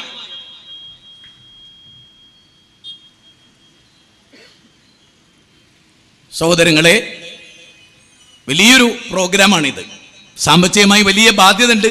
എല്ലാവരും മനസ്സറിഞ്ഞ് കടണ്ടാകരുത്. ഈ പരിപാടി നടത്തിയിട്ട് സംഘാടകരുടെ പോക്കറ്റിൽ കടണ്ടാകരുത്. എല്ലാവരും അതിൽ കൊടുക്കുക. സ്റ്റേജിലുള്ളവരും പേജിലുള്ളവരും സദസ്സിലുള്ളവരും ഒക്കെ ഒരു ചില്ലറ പൈസയല്ല, മനസ്സ് തട്ടി. ചെലവഴിക്കുക എള്ളപ്പോഴും ഇല്ലാത്തപ്പോഴും. അല്ലദീന യത്ലൂന കിതാബല്ലാഹി വഅഖാമുസ്സലാ വഅൻഫിഖൂ മിമ്മാ റസഖനാഹും സിർറൻ വഅലാനിയ. രഹസ്യമായും പരസ്യമായും കൊടുക്കുക. 35-ാം അധ്യായം 29, 3-ാം അധ്യായം 142, 43, 44. മനസ്സറിഞ്ഞു കൊടുക്കുക. എല്ലാവരും കൊടുക്കുക, സ്ത്രീകളും. ശരി, പറഞ്ഞ വാചകം ഞാൻ പൂർത്തീകരിക്കുകയാണ്. ശുദ്ധമായ ഏകദൈവ വിശ്വാസം മനുഷ്യന്റെ കരളിൽ ഐഷബി പറഞ്ഞതാ 13 കൊല്ലം തൗഹീദ് പഠിപ്പിച്ചു. തൗഹീദ് പഠിപ്പിച്ചപ്പോൾ മനുഷ്യകുലം നന്നായി. എന്തിനാ ഞാൻ കള്ളു കുടിക്കുന്നത്? എന്തിനാ കുടിക്കാതിരിക്കുന്നത്? എന്താ പലിശക്ക് കൊടുത്താൽ പടച്ചോന്റെ മുമ്പിൽ ജീവിതം സമർപ്പിക്കുമ്പോ രക്ഷപ്പെടാൻ കഴിയില്ല. ഈ ഒരു പോയിന്റിനെ മാനവകുലത്തെ നന്നാക്കാനാവും. പോലീസ് വേണ്ട, പട്ടാളം വേണ്ട, CCTV വേണ്ട. സ്വയം റബ്ബിനെ പേടിച്ച് നിയന്ത്രിക്കുന്ന ഒരു സമൂഹം, അതിനനുസരിച്ചുള്ള ക്ലാസുകൾ, അതിനനുസരിച്ചുള്ള നരകസ്വർഗങ്ങളെ കുറിച്ചുള്ള വിവരണങ്ങൾ, അതിനപ്പുറത്ത് മനുഷ്യനെ നന്നാക്കാൻ കഴിയും നിങ്ങൾ വിചാരിക്കണ്ട. ഒരു പോലീസ് ഉണ്ടായിട്ടും കാര്യമില്ല. പോലീസ് കഞ്ചാവ് അടിച്ചാലോ, പോലീസ് കഞ്ചാവിന് കൂട്ടുന്നാലോ, ഇവിടുത്തെ ഡോക്ടർമാർ കിട്ടിയടിച്ചു മാറ്റുന്നതിന്റെ ഡയറക്ടർമാരായാലോ, ആരോഗ്യം സംരക്ഷിക്കേണ്ടവർ രോഗം കൊടുക്കുന്നവരായാലോ, അല്ലേ എയ്ഡ്സ് ആരുണ്ടാക്കിയ? ചൈന ഉണ്ടാക്കിയതാ. എയ്ഡ്സ് മനുഷ്യൻ എയ്ഡ്സ് അല്ല, നമ്മുടെ ഈ കോവിഡ് ചൈന ഉണ്ടാക്കിയതാണ്. എയ്ഡ്സ് എന്തുകൊണ്ടുണ്ടായത്? മനുഷ്യന്റെ തമ്മാടിത്തം കൊണ്ടാണ്. അവിടെയാണ് നാം കേന്ദ്രീകരിക്കുന്നത്. മനുഷ്യൻ എങ്ങനെ നന്നാകും, ഇതാണ് വിഷയം. അതിലെ ഒന്നാമത്തെ പോയിന്റ് ആയിഷ ബീവി പറഞ്ഞു, ദൈവത്തെക്കുറിച്ചുള്ള പഠനം. ദൈവം കാണുന്നു, യുക്തിവാദിക്കതില്ല. ദൈവം കേൾക്കുന്നു, യുക്തിവാദിക്കതില്ല. അമ്മയും പെങ്ങളെയും വേർതിരിച്ചറിയണം മതം. യുക്തിവാദി പറഞ്ഞു അമ്മനെയും പെങ്ങളെയും തിരിച്ചറിയണ്ട. സി രവിചന്ദ്രന്റെ ശിഷ്യൻ, E.A. ജബ്ബാറിന്റെ ശിഷ്യൻ, ആലപ്പുഴക്കാരൻ പറയുന്നത് എന്താണ്? അവൻ പറയുന്നത് അമ്മ സമ്മതിച്ചാൽ അമ്മയുമായി ശാരീരിക ബന്ധത്തിൽ ഏർപ്പെടാം, പെങ്ങള് സമ്മതിച്ചാൽ അതാവാം, കുട്ടി സമ്മതിച്ചാൽ അതാവാം. അതാണ് മനു പ്രസാദ് ലിറ്റ്മസ് 19-ൽ പ്രസംഗിച്ചത്. എല്ലാരും കേട്ടതാണ്, വിവാദമായതാണ് അല്ലേ? അവിടെയാണ് നേരത്തെ മൈത്രേയൻ എന്ന് പറഞ്ഞാൽ ആരാ? നിങ്ങൾക്ക് ആർക്കെങ്കിലും അറിയോ? മൈത്രേയൻ ഒരു സന്യാസിയായിരുന്നു. ആ ക്ലിപ്പ് ഞാൻ ആവർത്തിച്ചൊന്നുകൂടി ഇടും, നിങ്ങളൊന്ന് കേട്ടാ മതി. മൈത്രേയൻ സന്യാസിയായിരുന്നു. ഗുരു നിത്യ ചൈതന്യയതി. കേരള ജനത, ഞാൻ അദ്ദേഹത്തിന്റെ കൂടെ സദസ്സ് പങ്കെടുത്തിട്ടുണ്ട്, വേദിയിൽ പങ്കെടുത്തിട്ടുണ്ട്, അദ്ദേഹത്തിന്റെ കൂടെ ഒരു യാത്ര പോയിട്ടുണ്ട്. അദ്ദേഹത്തിന്റെ ആശ്രമത്തിലെ 5 പ്രഗത്ഭ സന്യാസിമാരിൽ ഒരാളായിരുന്നു മൈത്രേയൻ. മൈത്രേയൻ സന്യാസിയായിരുന്നു. ഇന്ന് മൈത്രേയൻ തോന്നിയാസിയാണ്. അന്ന് സമ്പൂർണ്ണ സന്യാസി, ഇന്ന് സമ്പൂർണ്ണ തോന്നിയാസി. മൈത്രേയൻ എന്ന മനുഷ്യനിൽ നിന്ന് മൈത്രേയൻ എന്ന വൃത്തികെട്ട തോന്നിയാസിയിലേക്ക് എങ്ങനെ ഉണ്ടായി? യുക്തിവാദം തലക്ക് പിടിച്ചപ്പോ, മതനിഷേധം തലക്ക് പിടിച്ചപ്പോ, ദൈവനിഷേധം തലക്ക് പിടിച്ചപ്പോ, ഗുരു നിത്യ ചൈതന്യ യതിയുടെ കൂടെ ജീവിച്ചിട്ട് പോലും ലോകത്തിലെ ഏറ്റവും വലിയ തമ്മാടിയായി ഈ ട്രാൻസ്ഫർകാരൻ മാറി. ആലോചിക്കേണ്ടതാണ്. അയാളെ പറയുന്നത് കഞ്ചാവ് ലീഗലൈസ് ചെയ്യണം. ശരിക്ക് ഷെരീഫ്കാര ഈ ഭാഗം പറഞ്ഞു വെച്ചല്ലോ. ഞാൻ പരിഹാരം പറയേണ്ട ആളാണല്ലോ. പരിഹാരമുണ്ട്. ബോബി ചെമ്മണ്ണൂരിനെ ജയിലിലാക്കാൻ കാണിച്ച ആ തിട്ടൂരല്ലേ, എന്തിന്റെ പേരിലായാലും അത് എന്റെ പേരിൽ കാണിച്ചാൽ മതി. കേരളത്തിൽ നിന്ന് ആരെയെങ്കിലും ഒന്നാമതായി ജയിലിടണമെങ്കിൽ മൈത്രേയനെ ജയിലിടണം. അതിന് നട്ടലുള്ള ഭരണാധികാരി ഉണ്ടാവണം. ഇല്ല തൂക്കിലേറ്റിയാൽ പോലും ഇല്ല. കേരളത്തിൽ നിന്ന് ഏതെങ്കിലും ഒരു ഇന്ത്യ വിരുദ്ധനെ, കേരള വിരുദ്ധനെ, കേരളത്തിലെ 3.5 കോടിയുടെ മുഖ്യ ശത്രുവിനെ അറസ്റ്റ് ചെയ്ത് ജയിലിടാൻ ഒരാളാണ് മൈത്രേയൻ. ഇവിടെ ശിക്ഷിക്കുകയാണെങ്കിൽ യുക്തിവാദികളെ ശിക്ഷിക്ക്. സകല തോന്നിയാസവും ലോകത്തോട് വിളിച്ചു പറയുന്ന യുക്തിവാദികൾ, കുടുംബരംഗം തകർക്കുന്നവർ ന്യായമായി എടുക്കട്ടെ. അമേരിക്കയിലപ്പോ ഡൊണാൾഡ് ട്രംപ് അധികാരത്തിൽ കയറുന്നതിന് മുമ്പ് പറഞ്ഞു അമേരിക്കയിലെ ആണും പെണ്ണും മതി, രണ്ടിന്റെ ഇടയിലുള്ള സാധനം വേണ്ട. അതിന്റെ പ്രശ്നം രണ്ടിന്റെ ഇടയിലുള്ള സാധനം അവരുടെ പ്രയത്നം കൊണ്ടുണ്ടായതല്ല, അവരെ കുറ്റവുമല്ല. പിന്നെന്താ, അവർക്കൊരു പൊളിറ്റിക്സ് ഉണ്ട്, വൃത്തികെട്ട നീചമായ പൊളിറ്റിക്സ്. കേരളത്തിൽ ആണുമല്ല പെണ്ണുമല്ല, ആ വിഭാഗത്തിന്റെ പൊളിറ്റിക്സ് ആണ് ഇവിടുത്തെ ഭരണകൂടം പോലും സ്വീകരിച്ചിട്ടുള്ളത്. ഇവിടുത്തെ പാഠ്യപദ്ധതിയിലുള്ളത് ജെൻഡർ ന്യൂട്രാലിറ്റി മുതൽ ഇങ്ങോട്ടുള്ള സകല വൃത്തികേടുകളും. അവിടെ വിദ്യാഭ്യാസം പഠിക്കാനല്ല പിടിക്കാനാ പഠിപ്പിക്കുന്നത്. ആണിന്റെ കൂടെ ടൈറ്റ് ജീൻസ് ഇട്ട പെണ്ണിനെ അവളുടെ കാലിന്റെ വണ്ണം കാണിച്ച് തൊട്ടടുത്തിരുന്നാൽ പഠിപ്പല്ല നടക്കുക, പിടുത്താൻ നടക്കുക. എന്നിട്ടും എന്തുകൊണ്ട് ഈ വിദ്യാഭ്യാസം ഇങ്ങനെയായി? ആർക്കാ പങ്ക്? ബ്രിട്ടീഷുകാരെ കെട്ടുകെട്ടിച്ചവരാ നമ്മള്. പക്ഷെ സ്വന്തം രാജ്യത്തെ നശിപ്പിക്കുന്ന, ആ രാജ്യത്ത് പറഞ്ഞ ആസുര വിത്തുകളെ കാണാതെ പോകുന്നത് എങ്ങനെ? ഈ രാജ്യത്തിന്റെ ഉള്ളിൽ നിന്നുകൊണ്ട് ഈ രാജ്യത്തൊക്കെ തകർക്കുന്ന മാഫിയ സംഘങ്ങളെ അധികാരികൾ പാലൂട്ടി വളർത്തുന്നുവെങ്കിൽ ആരാണ് ഇവിടെ പ്രശ്നം? വൽതകും മിൻകും ഉമ്മ യദഊന ഇലൽ ഖൈർ യഅമുറൂന ബിൽ മഅറൂഫ് വയൻഹൗന അനിൽ മുൻകർ വതുഅ്മിനൂന ബില്ലാഹ് വൽതകും മിൻകും ഉമ്മ യദഊന ഇലൽ ഖൈർ യഅമുറൂന ബിൽ മഅറൂഫ് الذين يتبعون الرسول النبي الأمي الذي يجدونه مكتوبا عندهم في التوراة والإنجيل يأمرهم بالمعروف وينهاهم عن المنكر. ഇതിന്റെ അർത്ഥം എന്താ അറിയാ? നിങ്ങളുടെ കൂട്ടത്തിൽ നിന്ന് മുസ്ലിങ്ങളെ, നമ്മളെ പറ്റിയ SSFകാരെ, SKSSFകാരെ, പോപ്പുലർ ഫണ്ടുകാരെ, ഇന്ത്യൻ യൂണിയൻ മുസ്ലിം ലീഗിന്റെ യൂത്തിനോടാണ് ഞാൻ പറയുന്നത്. നമ്മളെ പറ്റി അല്ല പറയുന്നത് എന്താ അറിയോ? നിങ്ങൾ നന്മ കൽപ്പിക്കുന്നവരും തിന്മ വിരോധിക്കുന്നവരുമാകണം. നിങ്ങൾ തിന്മയുടെ ആളുകളാകരുത്. ഒരു ഇന്ത്യൻ യൂണിയൻ മുസ്ലിം ലീഗിന്റെ പ്രവർത്തകന് കഞ്ചാവ് കഴിക്കുന്നവനാകരുത്, മദ്യപിക്കുന്നവനാകരുത്, DJ പാർട്ടിയിൽ പങ്കെടുക്കുന്നവനാകരുത്, ആണും പെണ്ണും ഇടകലർന്ന തോന്നിയാസത്തിലെ പങ്കാളിയാകരുത്, ഒരു മുജാഹിദുകാരനതാവരുത്, ഒരു SKSSFകാരനതാകരുത്. ലോകത്തിൽ മാതൃക കാണിക്കേണ്ടവരാ നമ്മൾ. അതുകൊണ്ടാണ് ഖുർആൻ പ്രവാചകനോട് പറഞ്ഞത്, അങ്ങ് ദേവത്തെടുത്തിക്കോളൂ, കുഴപ്പമില്ല, പക്ഷെ യാ യുവൻ നബിയോ, നബിയേ ഇന്നാ അർസൽനാക ഷാഹിദാ, അങ്ങ് മാതൃകയാണ് കേട്ടോ. വയല് പറഞ്ഞ പോരാ, അങ്ങ് മാതൃകയാണ് കേട്ടോ. ഷാഹിദൻ മുബശ്ശിറൻ വനദീറ, നരകത്തെ കുറിച്ച് താക്കീത് കൊടുക്കണം കേട്ടോ, സ്വർഗത്തെ കുറിച്ച് സന്തോഷ വാർത്ത. വദാഇയൻ ഇലല്ലാഹ് വദാഇയൻ ഇലല്ലാഹ് ബിഇذനി വസിറാജൻ മുനീറ. ഖുർആൻ ഭാഷയുടെ ശക്തി എന്താണ് നിങ്ങൾ വിചാരിച്ച്?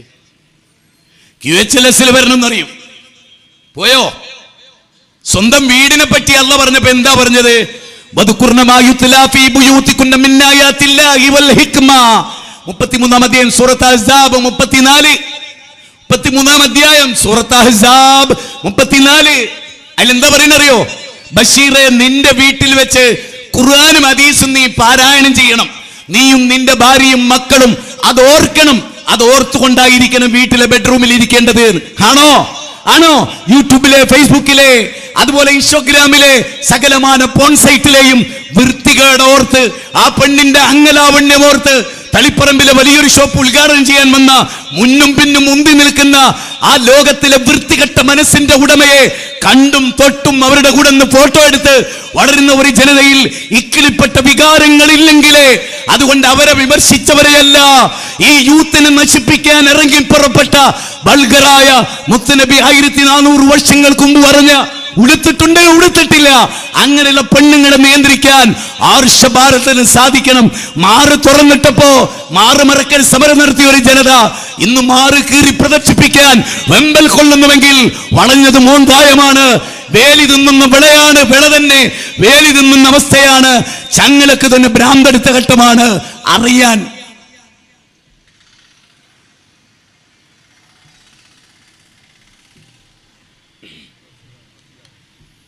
ഞാൻ പറഞ്ഞത്, ഒറ്റ കുട്ടിയും പോരുത് കേട്ടോ. നാട്ടിലേക്ക് പോകാൻ ബസ് കിട്ടൂല്ലെങ്കിൽ ചോദിച്ചാൽ എന്നോട് പൈസ ചോദിച്ചാൽ ഞാൻ തരും നിങ്ങൾക്ക്. ഇന്നത്തെ പ്രസംഗങ്ങൾ കേട്ടാ പോരാ. ഞാൻ ആണുങ്ങളോടാ പറയുന്നത്, നല്ല നല്ല 3000 രൂപന്റെ ഷൂ, 30,000 രൂപന്റെ മൊബൈല്, 10,000 രൂപയ്ക്ക് തിന്നുക. 5 രൂപന്റെ ബുദ്ധിയില്ല. 5 രൂപന്റെ ബുദ്ധിയില്ല, ബാക്കിയൊക്കെ ഉണ്ട്. ശരീരത്തിൽ ഒരുപാട് കോടികൾ, വലിയ വാച്ച് കെട്ടിയിട്ടുണ്ട്, എല്ലാം ഉണ്ട്. ബുദ്ധിയും കഥയില്ല. സമൂഹത്തിന് ഞാൻ എന്ത് കൊടുത്തു ചിന്തിച്ചിട്ടുണ്ടോ? എന്താണ് എന്റെ കൾച്ചറൽ കോൺട്രിബ്യൂഷൻ, എന്റെ എഡ്യൂക്കേഷൻ കോൺട്രിബ്യൂഷൻ, എന്റെ എക്കണോമിക്കൽ കോൺട്രിബ്യൂഷൻ എന്താണ് എന്നൊരു യുവാവേ നീ ആലോചിച്ചിട്ടുണ്ടോ?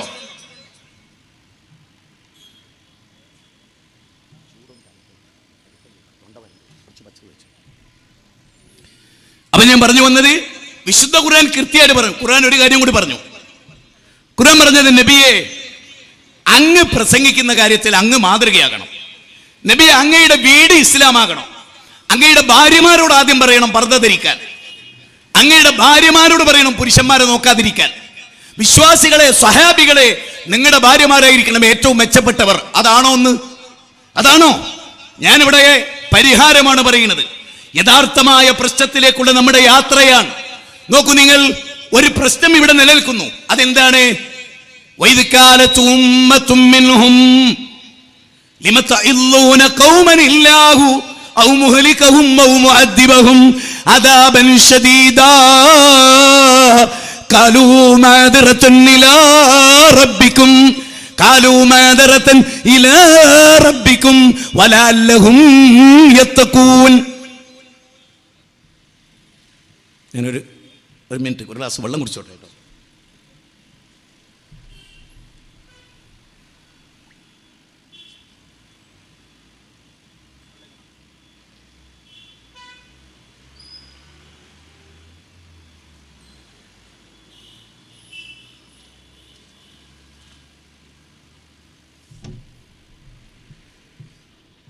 ഈ ഖുർആന്റെ വചനങ്ങൾ മറക്കരുത്. ഈ ഖുർആനിന്റെ വചനം 7-ാം അധ്യായം സൂറത്ത് ആറാഫിലെ 164, 165, 166 വചനാണ്. എന്തറിയോ അതിന്റെ അർത്ഥം? അള്ളാഹു ഒരു കാര്യം ഹറാമാക്കി. യൗമുസ്സബത്തിന്റെ അന്ന് മീൻ പിടിക്കരുത് എന്ന്. കടലിൽ നിന്ന് ശനിയാഴ്ച മീൻ പിടിക്കരുത് എന്ന് ജൂതന്മാരോട് മുസ്ലിങ്ങൾക്ക് വെള്ളിയാഴ്ച ജുമയുള്ള പോലെ അവരുടെ ജുമയായിരുന്നു ശനിയാഴ്ച. അള്ളാഹ് അവർക്ക് ഹറാമാക്കിയത്. പക്ഷെ അള്ളാഹ് അവർക്കൊരു പരീക്ഷണം വെച്ചു. അന്നാണ് ഏറ്റവും കൂടുതൽ മത്സ്യം കിട്ടുക. അപ്പൊ ആ ഏറ്റവും കൂടുതൽ മത്സ്യം കിട്ടുന്ന ദിവസമാണ് പടച്ചോൻ വിലക്കിയത്. അതൊരു പരീക്ഷണമാണ്. മനുഷ്യനെങ്ങനെ നിയന്ത്രിച്ച് കൺട്രോൾ വരുത്തുകയാണ് ഇസ്ലാം. അപ്പോ അവര് ശനിയാഴ്ച മീൻ പിടിച്ചുകൊണ്ടേയിരുന്നു. അത് ഹറാമാണ്, പാപമാണ്. അപ്പൊ അവിടെ ഒരു കൂട്ടർ അവരെ എതിർത്തതേല്ല. പക്ഷെ അവരാ തെറ്റ് ചെയ്തില്ല. ഇപ്പൊ തളിപ്പറമ്പില് തിന്മ അവിടെ നടക്കുന്നുണ്ട്. പക്ഷെ ആ തിന്മയിലൊന്നും ഒരു പറ്റ യുവാക്കളില്ല. പക്ഷേ ആ യുവാക്കൾ ഈ തിന്മക്കെതിരെ ശബ്ദിക്കുന്നില്ല. അവരുടെ നന്മ മറ്റവർക്ക് പകർന്നു കൊടുക്കണില്ല. ശരിക്കും ചിന്തിച്ചു കൊള്ളണം കേട്ടോ. ഇന്ന് വേറൊരു ടീം, അവർ ന്യൂനപക്ഷമാണ്. ഇന്ന് വിഷ്ടത്തെ പോലെ. ആ ന്യൂനപക്ഷത്തിന്റെ പ്രത്യേകത എന്താ? അവർ ഈ ജനങ്ങളോട് പറയും, ഇത് തമ്മാടിത്താട്ടോ, ഇത് ഹറാമാണ്. അവർ നിരന്തരം വീട്ടിൽ കയറിയിട്ടും നാട്ടിലും കടയിലും അങ്ങാടിയിലും നാൽക്കവരയിലും മജന്നായിലും അതെ ഉഖാലയിലും ദുൽമജാസിലും അതുപോലെ മൂസ അലൈഹിസ്സലാം ഉത്സവച്ചന്തയിലും ഇബ്രാഹിം നബി രാജകൊട്ടാരത്തിലും മൂസ അലൈഹിസ്സലാം രാജകൊട്ടാരത്തിലും എല്ലാം കേറി ഇറങ്ങി പറഞ്ഞൊരു കാര്യല്ലേ. അതവർ പറഞ്ഞപ്പോ ഞാൻ നേരത്തെ പറഞ്ഞ യുവാക്കളില്ലേ തളിപ്പറമ്പിലെ, തെറ്റ് ചെയ്യൂല, പക്ഷെ തെറ്റ് ചെയ്യുന്നവരെ എതിർക്കൂല. ഓരെന്താ ചെയ്തോട്ടെ, ഇത് ഇന്ത്യയല്ലേ എന്ന് വിചാരിച്ചാൽ അതിനെപ്പറ്റിയാണ് ഖുർആൻ പറയുന്നത്. അപ്പോ എതിർക്കാൻ വന്ന വിഷ്ടത്തോട് ചില ആളുകൾ, പ്രസ്ഥാനത്തിന്റെ പേരൊന്നും ഞാൻ പറയില്ല, എനിക്ക് അനുഭവമാണ്. എന്തിനാ ബാലുശ്ശേരി നിങ്ങൾ ഇങ്ങനെ, എന്നിട്ട് ഇങ്ങനെയും കൂടി പറയുന്നുണ്ട്, നിങ്ങൾ ദർഗക്കെതിരെ പറഞ്ഞുകൊണ്ടാണ് ദർഗാ വ്യവസായം വർദ്ധിച്ചത് എന്നും കൂടി പറഞ്ഞു കളഞ്ഞു. ആ പ്രസ്ഥാനം രാഷ്ട്രീയത്തിന് പ്രാധാന്യം കൊടുക്കുന്ന ഒരു പ്രസ്ഥാനം. അപ്പൊ നിങ്ങൾക്ക് മനസ്സിലായി അതാരാണ്. ഇനി ഞാൻ പറയണ്ടല്ലോ, വേണ്ട, അത്ര മതി, അത്ര മതി. അവരെന്താ പറയുന്നത്? അവർ ചോദിക്കുന്ന ഒരു ചോദ്യമുണ്ട്, അല്ല ഈ കൗമയും ചെയ്യുന്ന ശിർക്ക എന്നുള്ളതിൽ ഞങ്ങൾക്ക് എതിരെ അഭിപ്രായമില്ല. ഒരെ അല്ല ശിക്ഷിക്കും, അല്ലെങ്കിൽ അവർക്ക് വലിയ പരീക്ഷണം കൊടുക്കും. അത് അള്ള കൊടുത്തോട്ടെ, നമ്മൾ എന്തിനാ സമൂഹത്തിൽ വെറുതെ പ്രശ്നം ഉണ്ടാക്കുന്നത് എന്നവർ ചോദിച്ചപ്പോ അള്ള പറയാണ്, ഈമാനുള്ള ആളുകൾ, അള്ളാഹുവിന്റെ ആളുകൾ, സമൂഹത്തെ സ്നേഹിക്കുന്നവർ, ലോകം നന്നാകണമെന്ന് ആഗ്രഹിക്കുന്ന ന്യൂനപക്ഷല്ലേ, ആ ന്യൂനപക്ഷം അവരോട് പറഞ്ഞ കാര്യം എന്താ അറിയോ?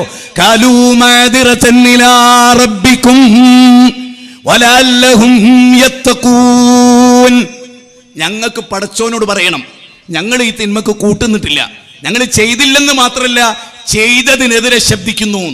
ഇതാണ് തബ്ലീഗ് ജമാഅത്ത് പഠിക്കേണ്ടത്. ഇതാണ് പോപ്പുലർ ഫണ്ട് പഠിക്കേണ്ടത്. എന്ത് തിന്മ ഏതാണ്? നമ്മൾ ഏതെങ്കിലും ഒരു ഫീൽഡിലല്ല, എല്ലാത്തിലും നിങ്ങൾ വിസ്തത്തെ ആലോചിക്കുക.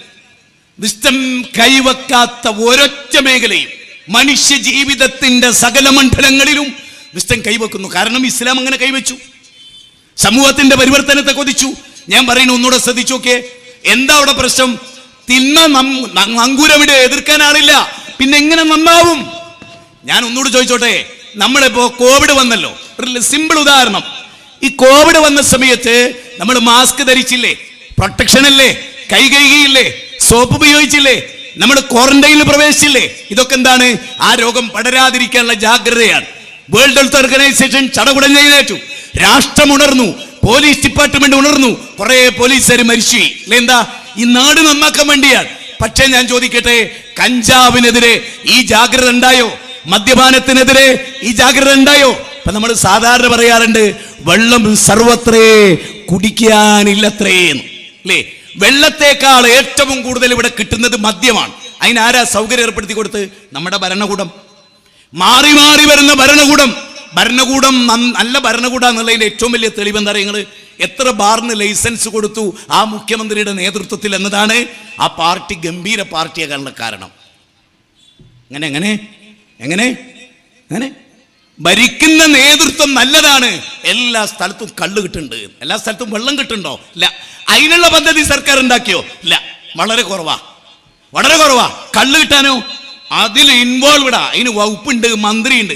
വികലാംഗരോട് പറയുന്നത് വീട്ടിൽ കുത്തുന്നോട് അവിടെ എത്തിച്ചേരും, ഞങ്ങൾ MLA MP ഒക്കെ എത്തിച്ചേരും. ആ കൊലത്തിലാ കാര്യങ്ങളുള്ളത്. ബേജാറ് ഒന്നുണ്ടോ സംഘാടകർക്ക്? എനിക്കൊരു കുസലുമില്ല കേട്ടോ, കുളിര് പോയ ആളാണ്. നല്ലോണം ആലോചിച്ചു. നാട് നന്നാകണമെന്ന് ഞാൻ ആഗ്രഹിക്കുന്നു. ഹിന്ദുവും മുസ്ലിമും ക്രിസ്ത്യാനിയും ജൈനനും കമ്മ്യൂണിസ്റ്റുകാരനും BJPയും RSSും എല്ലാം നന്നാകണം നമ്മൾ ആഗ്രഹിക്കുന്നു. അതുകൊണ്ടാണ് നമ്മൾ ഈ പ്രോഗ്രാം വെച്ചത്. ആ ലക്ഷ്യമുള്ളത് കൊണ്ടാണ് നമ്മൾ ഈ പ്രോഗ്രാം വെച്ചത്. മാനവകുലത്തെ നമ്മൾ സ്നേഹിക്കുന്നു, മനുഷ്യകുലത്തെ നമ്മൾ സ്നേഹിക്കുന്നു. സ്നേഹിക്കയില്ല ഞാൻ നോവുമാത്മാവിനെ, സ്നേഹിച്ചിടാത്തൊരു തത്വശാസ്ത്രത്തെയും. വയലാറിന്റെ കവിതയാ.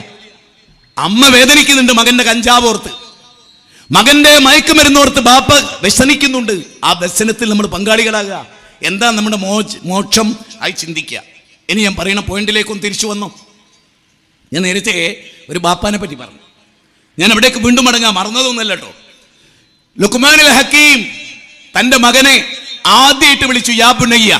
ഞാനിവിടെ ഒരു കാര്യം കൂടി ചോദിക്കാൻ, ഈ പരാമർശം കേൾക്കാത്ത, ലുക്മാനുൽ ഹക്കീം മകനെ ഉപദേശിച്ചു എന്ന് കേൾക്കാത്ത ഏതെങ്കിലും ബാപ്പാരുണ്ടോ? കേൾക്കാത്തവരൊന്ന് കൈവന്തിക്ക്. ഈ സസ്സിലിരിക്കുന്നതിൽ സ്ത്രീകളിലും കുട്ടികളിലും ലുക്മാനുൽ ഹക്കീം എന്ന പ്രവാചകൻ യാ ബുനയ്യ എന്ന് വിളിച്ച് ഇന്നെന്ന ഉപദേശം കൊടുത്തിട്ടുണ്ട് എന്നറിയാത്ത ഒരാളൊന്ന് കൈവന്തിച്ചേ, സത്യസന്ധമായി കൈവന്തിച്ചേ.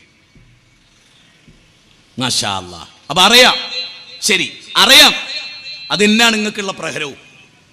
നിങ്ങൾ കൈബന്ധിക്കാത്തത് നിങ്ങൾക്കുള്ള ശിക്ഷയാണ്. അതെന്താ കാരണം? ഈ ലുക്മാനുൽ ഹക്കീമിനെ പോലെ ഈ കാര്യങ്ങൾ ഓർത്ത് കംപ്ലീറ്റ് മക്കളെ ഉപദേശിച്ച ഒരു വാപ്പ കൈബന്ധിക്ക്. ലുക്മാനുൽ ഹക്കീം മകനെ വിളിച്ചു വരുത്തി പഠിപ്പിച്ച പോലെ ദീന് പഠിപ്പിച്ച ഒരു ഉമ്മ കൈബന്ധിക്ക്. ഇപ്പൊ പ്രശ്നം എവിടെയാണെന്നും പരിഹാരം എവിടാ വേണ്ടെന്ന് മനസ്സിലായോ? നിങ്ങൾക്ക് മനസ്സിലായോ? ആ,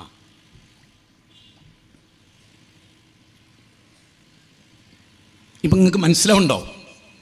കുറേ പ്രസംഗിച്ചു പോയിട്ട് കാര്യമില്ല എന്ന് ഉറച്ചു വിശ്വസിക്കുന്ന ഒരാളാണ് ഞാൻ. ഈ ഒരു കൊല്ലം എനിക്ക് രോഗം ബാധിച്ച് കഴിഞ്ഞ റമദാൻ മുതൽ ഈ റമദാനോട് ഞാൻ ഫ്രീ ആവുകയാണ്. ഇനി റമദാൻ വരുമ്പോൾ എന്താണെന്ന് എനിക്കറിയില്ല. സാരമില്ല, ഇവിടുന്ന് ഇങ്ങോട്ട് തളർന്നാലും ഇത് മാത്രം ഉണ്ടെങ്കിൽ കിടന്നാലും തബലക്ക് മൈക്ക് വെച്ച് നിൽക്കുക, തൊള്ളയിലേക്ക് ഒരു മൈക്ക് വെച്ചാൽ ഞാനങ്ങ് പാടിക്കോളും. ഞാൻ നിങ്ങളോട് പറയുന്നത് നാട് നന്നാകണം, നഗരം നന്നാവണം, ജനങ്ങൾ നന്നാവണം, ലോകം നന്നാവണം. അതിനുള്ള പണിയാണ് ഞാൻ ഈ പറയുന്നത്. സ്വന്തം വീട്ടിൽ നിന്ന് ആരംഭിക്കാൻ കഴിയണം, വേറൊരാൾക്കും നന്നാക്കാൻ കഴിയില്ല. ഇനി ഒരു വചനം കേട്ടോ, ഒരു മഹായുദ്ധം നടക്കുകയാണ്. ഞാൻ ലുക്മാനുൽ ഹക്കീമിലേക്ക് വീണ്ടും തിരിച്ചു വരട്ടോ. ഈ പോയിന്റ് പറഞ്ഞുകൊണ്ട് ഒരു യുദ്ധം നടക്കുകയാണ്. ശരിക്കും അമുസ്ലിങ്ങൾ ചിന്തിക്കുക, ഹൈന്ദവരോ ക്രൈസ്തവരോ പോലീസ് ഡിപ്പാർട്ട്മെന്റോ നിയമപാലകരോ വക്കീലോ ജഡ്ജിയോ ഡോക്ടറോ, നാളെ ഇൻഷാ അല്ലാഹ് ഈ പ്രസംഗം സോഷ്യൽ മീഡിയയിൽ എഡിറ്റ് ചെയ്തിട്ടാണെങ്കിലും ചില വശത്തുമല്ലോ ആ എത്തുന്ന സമയത്ത് കേട്ടോളൂ, ഗൗരവമായി കേട്ടോളൂ. മുഹമ്മദ് നബി സല്ലല്ലാഹു അലൈഹി വസല്ലം ഒരു യുദ്ധം കഴിഞ്ഞു. നോക്കുമ്പോൾ കുറെ കുട്ടികൾ കൊല്ലപ്പെട്ടതായി കണ്ടു, കുറെ പിഞ്ചു പൈതങ്ങൾ കൊല്ലപ്പെട്ടതായിട്ട് കണ്ടു. അവൻ നബി സല്ലല്ലാഹു അലൈഹി വസല്ലം ചോദിക്കാണ്, ആരാണ് ഈ കിരാത പ്രവൃത്തി ചെയ്തത്? ആരാണ് ഈ കിരാത പ്രവൃത്തി ചെയ്തത്? ഏത് കിരാത പ്രവൃത്തി? പിഞ്ചു പൈതങ്ങളെ കൊല്ലുക എന്ന കിരാത പ്രവൃത്തി ചെയ്തത് ആരാണ്? അപ്പൊ സഹാബത്ത് പറഞ്ഞു, ഞങ്ങളാ. ഒരു ബൗദ്ധ വിശ്വാസികളെ കുട്ടികളല്ലേ? ശരിക്കും ഈ നബിയെ ലോകത്തിന് പരിചയപ്പെടുത്തേണ്ടതും കൂടിയുണ്ട് എന്ന് ഞാൻ പറയുന്നത്. ആരാ നബി? ആരാ സഹാബത്ത്? എല്ലാ കാലത്തെ സമൂഹത്തിൽ അനുയായികൾ ചിന്തിച്ചതേ നബിയുടെ അനുയായികളും ചിന്തിച്ചുള്ളൂ. അവര് ബൗദ്ധ വിശ്വാസികളുടെ കുട്ടികളല്ലേ? അപ്പൊ റസൂലുള്ളാഹി പഠിപ്പിച്ചു കൊടുക്കുകയാണ്, ക്രിസ്ത്യാനിറ്റിയും ഇസ്ലാമും തമ്മിൽ വ്യത്യാസമുണ്ട്. അത് പറയാൻ ഞാൻ മടിക്കണില്ല. ക്രിസ്ത്യാനിറ്റി പറയുന്നത് ജനിക്കുന്ന കുട്ടികളൊക്കെ പാപികളാണെന്നാണ്. അത് ശാസ്ത്രവിരുദ്ധമാണ്, മാനവിക വിരുദ്ധമാണ്, മതവിരുദ്ധമാണ്, യേശു പഠിപ്പിച്ചതിനെതിരാണ്, പൂർവ്വ പ്രവാചകന്മാർ പഠിപ്പിച്ചതിനെതിരാണ്, ബൈബിളിനെതിരാണ്. ജനിക്കുന്ന കുട്ടികളൊക്കെ പാപികളാ എന്ന ക്രൈസ്തവരുടെ സിദ്ധാന്തം. അത് സെന്റ് പോൾ എന്ന മനുഷ്യൻ പഠിപ്പിച്ച കാര്യമാണ്. ഇസ്ലാം അല്ല, മതമല്ല. നേരെ മറിച്ച് പ്രവാചകൻ ഈ കുട്ടികളെ കൊല്ലപ്പെട്ടത് കണ്ടപ്പോൾ ഒരു വലിയ തത്വം പഠിപ്പിക്കാൻ. കേട്ടോളൂ, ഈ ഭാഗം മാത്രം കട്ട് ചെയ്തിട്ട് ഇതിങ്ങനെ വിടണം സോഷ്യൽ മീഡിയയിൽ. ഒരുപാട് ഉപകാരപ്പെടും. കാരണം ഇത് പ്രവാചകന്റെ വചനമാണ്. ഒരിക്കലും ഖൈറുൽ കലാമി കലാമുല്ലാഹ്, ഏറ്റവും ഉത്തമമായ കലാം ദൈവത്തിനാണ്. അതുപോലെ സുന്നത്തുകളിൽ വെച്ച് ഏറ്റവും വലിയ മാതൃക ലഖദ് കാന ലക്കും ഫീ റസൂലില്ലാഹി ഉസ്വത്തുൻ ഹസന ലിമൻ കാന യർജുല്ലാഹ് 33:21 ഏറ്റവും ഉത്തമമായ മാതൃക. വഇന്നക ലഅലാ ഖുലുഖിൻ അദീം 68-ാം അധ്യായം സൂറത്ത് നൂൻ വൽ കലമി സൂറത്ത് കലം അതിലെ 4-ാമത്തെ വചന. അതിൽ പറയുന്നത് ഏറ്റവും ഉന്നതനായ സ്വഭാവത്തിന്റെ വ്യക്തി. ആ റസൂല് ഇവർക്ക് പറഞ്ഞു കൊടുക്കുക. നിങ്ങൾക്കറിയോ, കുട്ടികൾ ശുദ്ധരാ. റസൂലിന്റെ വാചക കുല്ലു മൗലൂദിൻ യൂലദു അലൽ ഫിത്ര. ഞാനിത് ഏറ്റവും കൂടുതൽ പറയുന്ന മുസ്ലിങ്ങളോടാണ്, ഇവിടെ ഇരിക്കുന്ന വിഷ്ടത്തെ സ്നേഹിക്കുന്നവരോടാണ്, ദെൻ മുസ്ലിമീങ്ങളോടാണ്, അത് കഴിഞ്ഞിട്ട് ഇതരരോടാണ്. ഇവിടം കൊണ്ട് തുടങ്ങിക്കോളേ. ഇൻഷാ അല്ലാഹ് അടുത്ത കൊല്ലം ഇവിടെ ഒരു പ്രസംഗം നടത്തേണ്ടി വരില്ല, ഉറപ്പിച്ചോ. അടുത്ത കൊല്ലം ഇങ്ങനൊരു വിഷയം വെച്ച് ഇവിടെ പ്രസംഗിക്കേണ്ടി വരില്ല. ഇവിടെ ഇരിക്കുന്ന ആളുകൾ ഇത് ശീലിച്ചാൽ, നിങ്ങൾ ശ്രമിച്ചാൽ, നിങ്ങൾ പരിശ്രമിച്ചാൽ. ഞാൻ ഒരു ഉദാഹരണത്തിലൂടെ വ്യക്തമാക്കാം. കുല്ലു മൗലൂദിൻ യൂലദു അലൽ ഫിത്ര. എന്താ അതിന്റെ അർത്ഥം? ശുദ്ധമായ പ്രകൃതി. ഏതുപോലെ? ഇങ്ങോട്ട് സ്റ്റേജിലേക്ക് നോക്കൂ. ഈ വെള്ളക്കടലാസ് പോലെ. ഇതിലെന്തെങ്കിലും ഉണ്ടോ? ഫോട്ടോ ഉണ്ടോ? എഴുത്തുണ്ടോ? ഒന്നുമില്ല. ഇവിടെ എന്താ എഴുതേണ്ടത്? അത് ആദ്യം എഴുതേണ്ട ആളും ഉമ്മയാണ്. ആദ്യം എഴുതേണ്ട ആളും ഉമ്മയും ബാപ്പയാണ്. അവരെന്താ എഴുതിയത് ഇവിടെ? ഇത് കുട്ടിന്റെ ഹൃദയമാണ്. ഏത്? നബി പറയുന്നതാണ് കുല്ലു മൗലൂദിൻ യൂലദു അലൽ ഫിത്ര. എല്ലാ മനുഷ്യക്കുഞ്ഞും എന്താ, സി രവിചന്ദ്രന് ഒരു കുട്ടി ഉണ്ടായാൽ അച്ഛന്റെ ഒരു ദുർഗുണവും ഇല്ലാത്ത കുട്ടി. അതുപോലെ ഇ.എ. ജബ്ബാറിന് 2 കുട്ടികളുണ്ടായി, ഒരാണും ഒരു പെണ്ണും. ബാപ്പാന്റെ ഒരു തോന്നിയാസവും ജീവിതത്തിൽ പ്രസംഗിച്ചിട്ടില്ലാത്ത 2 കുഞ്ഞുങ്ങൾ. അവരെ കേടിരുത്തിയത് ആരാ? ബാപ്പയാണ്, ഇ.എ. ജബ്ബാറാണ്. ഇനി ഇവിടെ ഇരിക്കുന്ന സ്ത്രീകളോട് ഞാൻ ചോദിക്കുകയാണ്, മക്കൾ ഇംഗ്ലീഷ് മീഡിയത്തിൽ ചേർത്തു. മക്കൾക്ക് ദീന് കൊടുക്കുന്നതിലാണോ പ്രാധാന്യം കൊടുത്തത്? ഭൗതിക വിദ്യാഭ്യാസം കൊടുക്കുന്നതിലാണോ? മക്കളെ ട്യൂഷന് ചേർത്തത് മദ്രസ പഠിക്കാനാണോ അല്ല സ്കൂൾ പഠിക്കാനാണോ? ട്യൂഷന് ചേർക്കല് ഏതിനാ പറ? ഭൗതിക വിദ്യാഭ്യാസത്തിനാണ് ട്യൂഷൻ കൊടുക്കല്. എന്നാ അത് ജീവിതത്തിൽ വലിയ ഉപകാരം ചെയ്തോ? ഇല്ല എന്നുള്ളതാണ് പച്ച സത്യം. പഠിച്ചത് 90% ഒഴിവാക്കേണ്ടി വരുന്ന ഏക വിദ്യാഭ്യാസം ഭൗതിക വിദ്യാഭ്യാസം. പഠിച്ചത് 100ക്ക് 100 ഉപകരിക്കുന്നത് മതാണ്. ഞാൻ തെളിയിച്ചു തരും. വേണമെങ്കിൽ ഒരു സംവാദത്തിന് യുക്തിവാദി തയ്യാറാണ്. ഞാൻ ഇവിടെ പരസ്യമായിട്ട് ഇപ്പൊ സംവാദം സ്റ്റാർട്ട് ചെയ്യും. ഇപ്പൊ ഇവിടെ ഒരു യുക്തിവാദി ഇവിടെ വരികയാണെങ്കിൽ ഞാൻ തയ്യാറാണ്. ഓന്റെ ദർശനാണ് മനുഷ്യരെ നന്നാക്കാൻ ഓൻ സ്ഥാപിച്ചാൽ മതി. 1 മണിക്കൂർ സമയം കൊടുക്കും പോലീസ് ഡിപ്പാർട്ട്മെന്റ് പെർമിഷൻ തന്ന. നേരെ മറിച്ച് മതവിദ്യാഭ്യാസം മനുഷ്യന് നൽകുന്ന ഒരു മൂല്യമുണ്ട്. ഒരു സംശയം നിങ്ങൾക്ക് ഒരാൾക്ക് വേണ്ട, ഒരു സംശയവും. ഒരു ലളിതമായ ഉദാഹരണം പറയാം, ഓരോ പോയിന്റ് ഞാൻ ഇതിനോട് ആഡ് ചെയ്യും, നിങ്ങൾ കേട്ടാൽ മതി. വയനാട് ചൂരൽമലയിൽ ഉരുൾപൊട്ടലുണ്ടായി. അപ്പൊ ടി ജി മോഹൻദാസ് RSSന്റെ വലിയ ബുദ്ധിജീവി, വിഷം മാത്രം തുപ്പിയിട്ടുള്ളൊരു ജീവി, വിഷം തുപ്പി ശരീരത്തിൽ ചോര പോലും ഇല്ലാതായി പോയൊരു മനുഷ്യൻ. ഞാൻ വെറുതെ പറയല്ല, വിഷം തുപ്പിയിട്ട് ശരീരത്തിൽ ഇറച്ചിയില്ല, ഫുൾ കൈ കുപ്പായിരുന്ന എന്തുകൊണ്ടറിയ നിങ്ങൾ അയാളെ നേരിട്ട് കണ്ടാൽ അയാളുടെ പ്രവർത്തനം കൊണ്ട് പടച്ചോൻ സൃഷ്ടിച്ച അറിയില്ല. അങ്ങനത്തെ ഒരു മനുഷ്യൻ TG മോഹൻദാസ്. ഈ മനുഷ്യൻ ഒരു പച്ച സത്യം ലോകത്തോട് വിളിച്ചു പറഞ്ഞു. എന്താ? വയനാട് ചൂരൽമലയിൽ SKSSF-ഉം SSF-ഉം അതുപോലെ പോപ്പുലർ ഫ്രണ്ടും ലീഗിന്റെ ആളുകളും മുജാഹിദിന്റെ ആളുകളും മുസ്ലിങ്ങളാണ് ഏറ്റവും കൂടുതൽ മുന്നിൽ. എന്തുകൊണ്ട്? എല്ലാ ജലപ്രളയത്തിന്റെയും എല്ലാ മനുഷ്യർക്ക് ഭക്ഷണം വസ്ത്രം വേണ്ടതിൽ ഏറ്റവും കൂടുതൽ മുസ്ലിങ്ങൾ. 8 കോടി റുപ്യ വേണം ഒരു രോഗിക്ക്, 8 കോടിയിൽ 7 കോടി മുസ്ലിങ്ങളുടേത്. എന്തുകൊണ്ട്?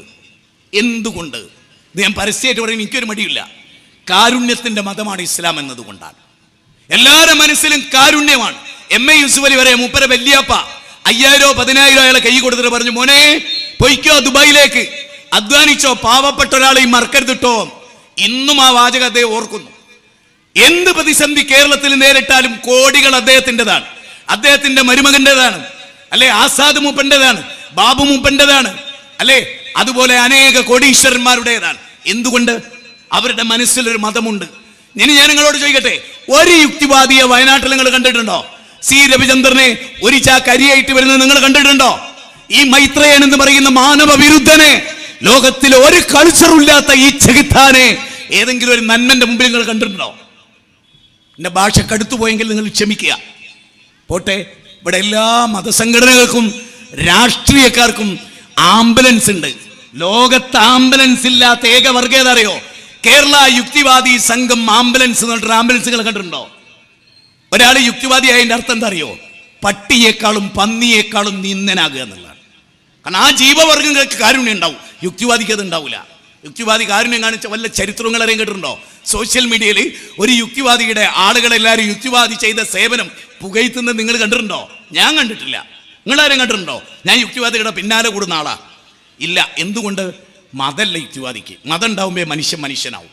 അതുകൊണ്ടാണ് നമ്മൾ മക്കൾ നന്നാകണം, കഞ്ചാവ് അടിക്കരുത്. ഞാൻ കഞ്ചാവ് ബീഡി ഇതുവരെ ഒരു കടലാസ് പോലും ചുരുട്ടിയിട്ട് എൻ്റെ ചുണ്ടിൽ വെച്ചിട്ടില്ല. ഞാൻ കണ്ടത് എൻ്റെ പെനെയാണ്. ഒരു ചെറിയ തെറ്റ് ഞാൻ ചെയ്തതിൻ്റെ പേരിൽ കണ്ണിൽ പച്ചമുളക് എഴുതി ഉമ്മയാണ് എൻ്റെ ഉമ്മ. അള്ളാഹു പുറത്തു കൊടുക്കട്ടെ, അള്ളാഹു ഏറെ ദർജകളേറ്റി കൊടുക്കട്ടെ എൻ്റെ ഉമ്മാക്ക്. ചെറിയൊരു തെറ്റ് ചെയ്താൽ ഞങ്ങളെ കടുത്ത ശിക്ഷയ്ക്ക് വിധേയമാക്കും. പഠിപ്പിച്ചെടുത്ത് തരും എന്തിനാ ശിക്ഷിച്ചതെന്ന്. രാത്രി വന്നിട്ട് ഞങ്ങളുടെ അടുത്ത് ഇരുന്നിട്ട് പറയും, ഉമ്മന്ന് എന്തിനാ ചെയ്തറിയോ? ബാപ്പ ഇവിടെ ഇല്ല, ബാപ്പ ഖത്തറിലാണ്. ബാപ്പ പോകുമ്പോ പറഞ്ഞു, ബാപ്പാന്റെ പണിയും കൂടെ നീ എടുക്കണം. അങ്ങനെ എന്നെ ചുമതലപ്പെടുത്തിയിട്ടാ പോയത്. ഞാൻ വിട്ടുവീഴ്ച ചെയ്ത എൻ്റെ മക്കൾ കിടന്നു, അത് വരാൻ പാടില്ല. ഞാൻ എൻ്റെ ഭർത്താവിന് കൊടുത്ത കരാറാണ്, ഞാൻ നിങ്ങളെ ശരിക്കും നോക്കും. എന്ത് വെറുതെ പറയണല്ല. ഒരാളും ഒരു ദിനേശ് പിടി വലിക്കില്ല. ഒരാളും ജീവിതത്തിൽ നേർക്ക് നേരെ കണ്ണുകൊണ്ട് കള്ള് കണ്ടിട്ടില്ല. ഒരാളും സീരിയലിലോ ഇവിടുത്തെ വാർത്തകളിലോ ഒക്കെ കാണുകയല്ലാതെ അങ്ങനെ ഒരു സിറ്റിംഗേ ഉണ്ടായിട്ടില്ല. ടൂറ് വരെ ഉണ്ടായിട്ടില്ല എന്നുള്ളതാണ് പച്ച സത്യം. ഞങ്ങളൊക്കെ ടൂർ പോയിക്ക് ഈ ഒരു തിന്മയും ഉണ്ടായിട്ടില്ല. ഒരു നാട്ടിൽ ചെന്നാൽ അവിടെ ഒരു ലോഡ്ജ് എടുക്കുകയാണെങ്കിൽ ആ എത്രത്തോളം പെർഫെക്റ്റ് ആണെന്ന് അവിടെയുള്ള പരിചയക്കാരോട് ചോദിച്ചിട്ട് അവിടെ വരെ പോയി കിടക്കുന്നത്. എന്തുകൊണ്ട്? അത്രയും സൂക്ഷ്മമാകാൻ പഠിപ്പിക്കുന്ന ഒരു ബാപ്പ ഇമ്മയുള്ളവരെ ഈ സദസ്സിലിരിക്കുന്നവര്. അങ്ങനെ ബാപ്പ ഇമ്മ ഉണ്ടെങ്കിൽ മക്കൾ കേടുവരുമോ?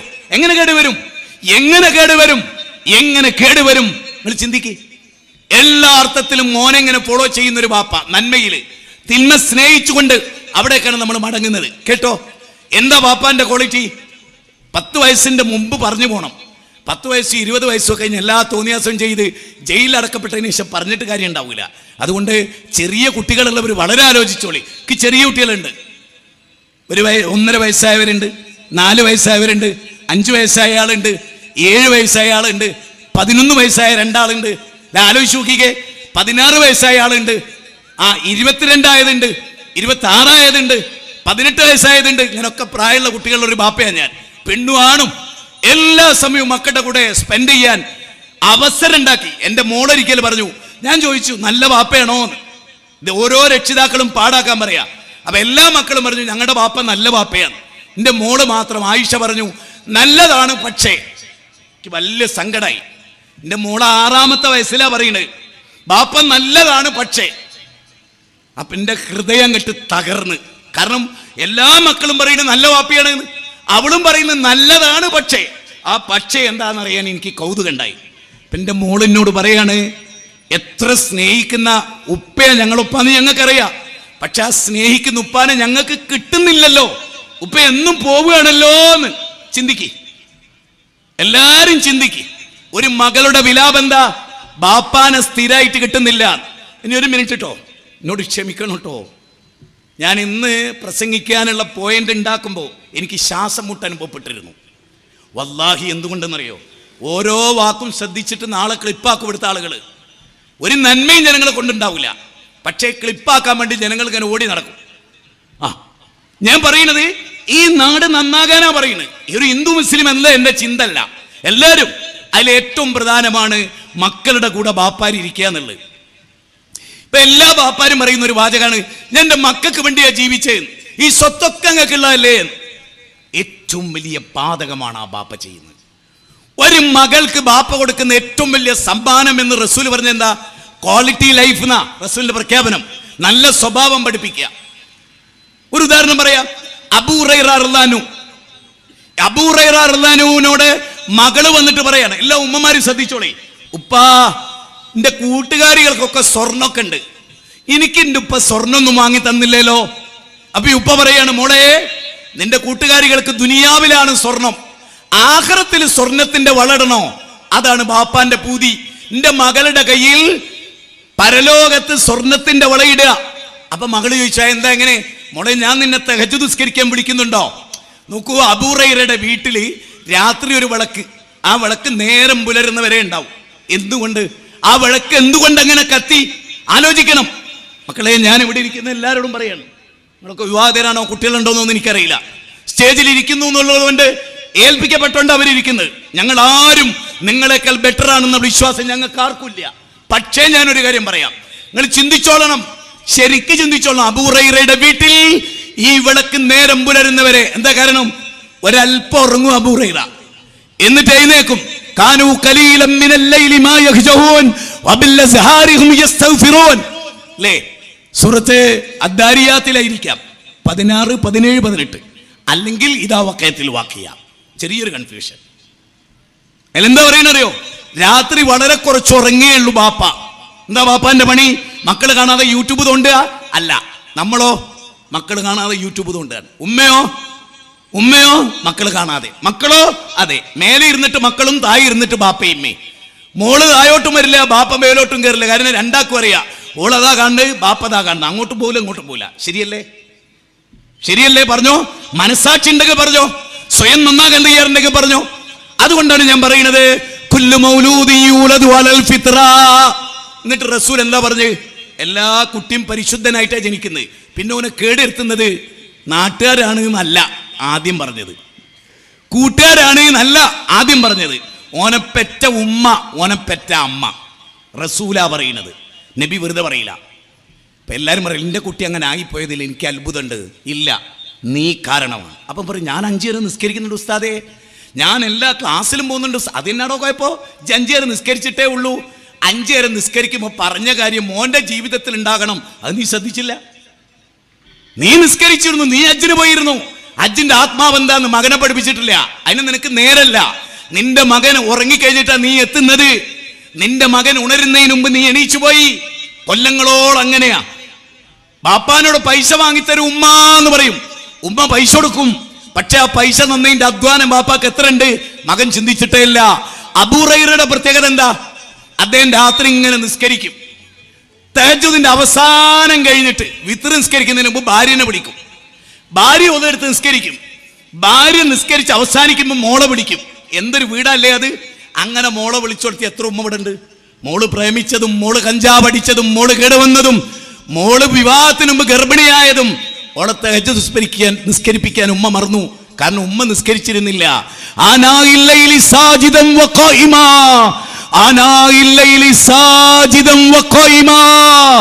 രാത്രിയിൽ 39-ാം അധ്യായം 9, 10 ഉണ്ടായോ? ഉണ്ടായോ? ചിന്തിക്കാനാ പറയുന്നത്. എന്നിട്ട് മക്കളെ മടിയിലിരുത്തുക. ലുക്മാനുൽ ഹക്കീം മോനെ തൊട്ടടുത്തിരുത്തി. എന്നിട്ട് കേട്ടോ ആ ഉപദേശം മൊത്തത്തിലൊന്ന് കേട്ടോ. യാ ബുനയ്യ, എന്റെ പൊന്നു മോനെ, ഇന്ന ശിർക ലദുൽമുൻ നദീം, മോനെ ശിർക്ക് ചെയ്യരുത് കേട്ടോ മോനെ. ശിർക്ക് എന്ന് പറഞ്ഞാൽ ബഹുദൈവത്വം, അല്ലാഹുവിൽ പങ്കു ചേർക്കൽ. അല്ലാഹു കാണുന്ന പോലെ ജീലാനി കാണുന്നു വിശ്വസിക്കുക. അല്ലാഹു കേൾക്കുന്ന പോലെ സിയമട ഒരു കേൾക്കുമെന്ന് വിശ്വസിക്കുക. അല്ല ഭൗതിക അഭൗതികമായി സഹായിക്കുന്ന പോലെ അതിന് സഹായിക്കാൻ കഴിവുണ്ടെന്ന് വിശ്വസിക്കുക. കാര്യകാരണ ബന്ധത്തിനതീതമായി അഭൗതികമായി മലക്കോ ജിന്നോ സഹായിക്കുമെന്ന് വിശ്വസിക്കുക. അതാണ് ശിർക്ക് മോനെ. അത് വലിയ പാപമാണ്. അല്ല ഒരിക്കലും പൊറുക്കാത്ത പാപമാണ്. 13-ാം അധ്യായം 31-ാം അധ്യായം 13-ാമത്തെ വചനം. അല്ലദീന ആമനു വലം യൽബിസു ഈമാനഹും ബിളുൽമിൻ ഉലൈക ലഹുമുൽ അംൻ. ഈമാനിൽ ദുൽമ കലരരുത്. ഇന്ന ശിർക ലദുൽമുൻ അദീം. 6-ാം അധ്യായം 82, 31-ാം അധ്യായം 13. വിശദീകരണാട്ടോ. രണ്ടാമത്തേത് മോനെ, പ്രയാസത്തിന്മേൽ പ്രയാസം സഹിച്ച് നിന്റെ ഉമ്മ നിന്നെ ഗർഭം ചുമന്നിട്ടുണ്ട് മോനെ. വഖദാ റബ്ബുക അല്ലാ തഅബുദു ഇല്ലാ ഇയ്യാ വബിൽ വാലിദൈനി ഇഹ്സാനാ ഇമ്മ യബ്ലുവന്ന ഇൻദകൽ കിബ്റ അഹദുഹുമാ ഔ കിലാഹുമാ ഫലാ തഖുൽ ലഹുമാ ഉഫിൻ വലാ തൻഹറുഹുമാ വഖുൽ ലഹുമാ ഖൗലൻ കരീമാ വഹ്ഫിദ് ലഹുമാ. ചെറുപ്പത്തിൽ തന്നെ പഠിപ്പിക്കണം. ഞാൻ കഴിഞ്ഞ ദിവസം ഈരാറ്റുപേട്ടയിലെ ഫാമിലി കോൺഫറൻസിന് പോയി. ഒരു മാസം മുമ്പ് എൻ്റെ മോൻ അബ്ദുള്ള എന്നോട് പറഞ്ഞു, 7 വയസ്സ്. എൻ്റെ മോൻ പറഞ്ഞു, ഉപ്പച്ചി എന്നെ കൊണ്ടുപോവോ? ഞാനും വരട്ടെ, എനിക്ക് ഇപ്പം കൂടെ ഇരിക്കാലോ. അങ്ങനെ ഞാൻ ടിക്കറ്റ് ബുക്ക് ചെയ്തു. ആ ദിവസം ഞങ്ങൾ ട്രെയിൻ ടിക്കറ്റ് ക്യാൻസൽ ചെയ്തു. കാരണം കുറച്ചുകൂടെ നേരത്തെ എത്തണം എന്ന് സംഘാടകർ പറഞ്ഞു. അങ്ങനെ ഞങ്ങളൊരു കാർ എടുത്ത് അടിച്ചു വിട്ടു പോവുകയാണ്. അപ്പോൾ ലൊഹറിനെ അസറിലേക്ക് കൊണ്ടുപോവുകയാണ്. വല്ലാഹി സുഹൃത്തുക്കളെ, എനിക്ക് ഇത്രമേൽ രോമാഞ്ചമുണ്ടായ ഒരു രംഗം വേറല്ല. എന്റെ മോൻ ഇങ്ങനെ പറഞ്ഞുകൊണ്ടേയിരുന്നു, നിസ്കരിച്ചിട്ടില്ലട്ടോ ബാപ്പി, നിസ്കരിച്ചിട്ടില്ലട്ടോ. വല്ലാഹി എന്റെ മോൻ ഇത് കേൾക്കുന്നില്ല. സുഹൃത്തുക്കളെ, ഇതെങ്ങനെ ഉണ്ടായി? പള്ളി ഇബ്രാഹിം നബി പറയാൻ, ഇന്ദ ബൈത്തിക്കൽ മുഹറം, പള്ളിയുടെ അടുത്ത് ഞാൻ വീടുണ്ടാക്കി. ആദ്യം വീടുണ്ടാക്കി, പള്ളി ഉണ്ടാക്കി, പിന്നെ പള്ളി ഉണ്ടാക്കി, വീടുണ്ടാക്കി. അങ്ങനെ മക്കളെ ഇന്ദ ബൈത്തിക്കൽ മുഹറം, പള്ളിയുടെ അടുത്ത് ഞാൻ താമസിപ്പിച്ചു. നിസ്കരിക്കാൻ കൈവിരൽ പിടിച്ചു കൂട്ടിക്കൊണ്ടുപോയി. ഇപ്പോൾ എന്റെ മകൻ എന്നോട് പറയാണ്, ബാപ്പി ബാങ്ക് കൊടുത്തിട്ടോ, ബാപ്പി നിസ്കരിച്ചിട്ടോ. എന്റെ മോൻ ബിലാല് ചെറുപ്പത്തിൽ എന്നോട് ഇങ്ങനെ പറയുമായിരുന്നു, ബാപ്പി ആങ്കുത്ത് ആങ്കുത്ത് ആങ്കുത്ത് എന്ന് പറഞ്ഞാൽ ബാങ്ക് കൊടുത്തെന്ന് പറയുന്നത്. ആങ്കുത്ത് ആങ്കുത്ത് ഇത് പറയുന്ന മക്കളുണ്ടോ? അങ്ങനെ ബാപ്പാനെ നിസ്കരിപ്പിക്കാൻ പറയുന്ന മക്കളുണ്ടോ? പേടിക്കണ്ട, എങ്കിൽ പേടിക്കണ്ട. ഞാൻ ചോദിക്കുക നിങ്ങളോട്, അവിടെയാണ് ബാപ്പാനെ ചേ ഉമ്മാനെ ചേ. കല്ലാച്ചിയിലെ അമീദ് ഉമ്മാനെ അമ്മിക്കുട്ടി കൊണ്ട് അടിച്ചു കൊന്നു. ഉമ്മാന്റെ കഴുത്തറുത്ത് മടാള് കൊണ്ട് കൊന്നു. താമരശ്ശേരി കഴിഞ്ഞ ആഴ്ച. കഞ്ചാവായിരുന്നു കാരണം. ആ കുട്ടിക്കുള്ള മഹർ വരെ ആ ഉമ്മ വാങ്ങി വെച്ചിരുന്നു. 17-ാം അധ്യായം 23-24, 4-ാം അധ്യായം 34-ാമത്തെ അധ്യായം 4-ാമത്തെ അധ്യായം 36, 5-ാം അധ്യായം 151, 2-ാം അധ്യായം 83.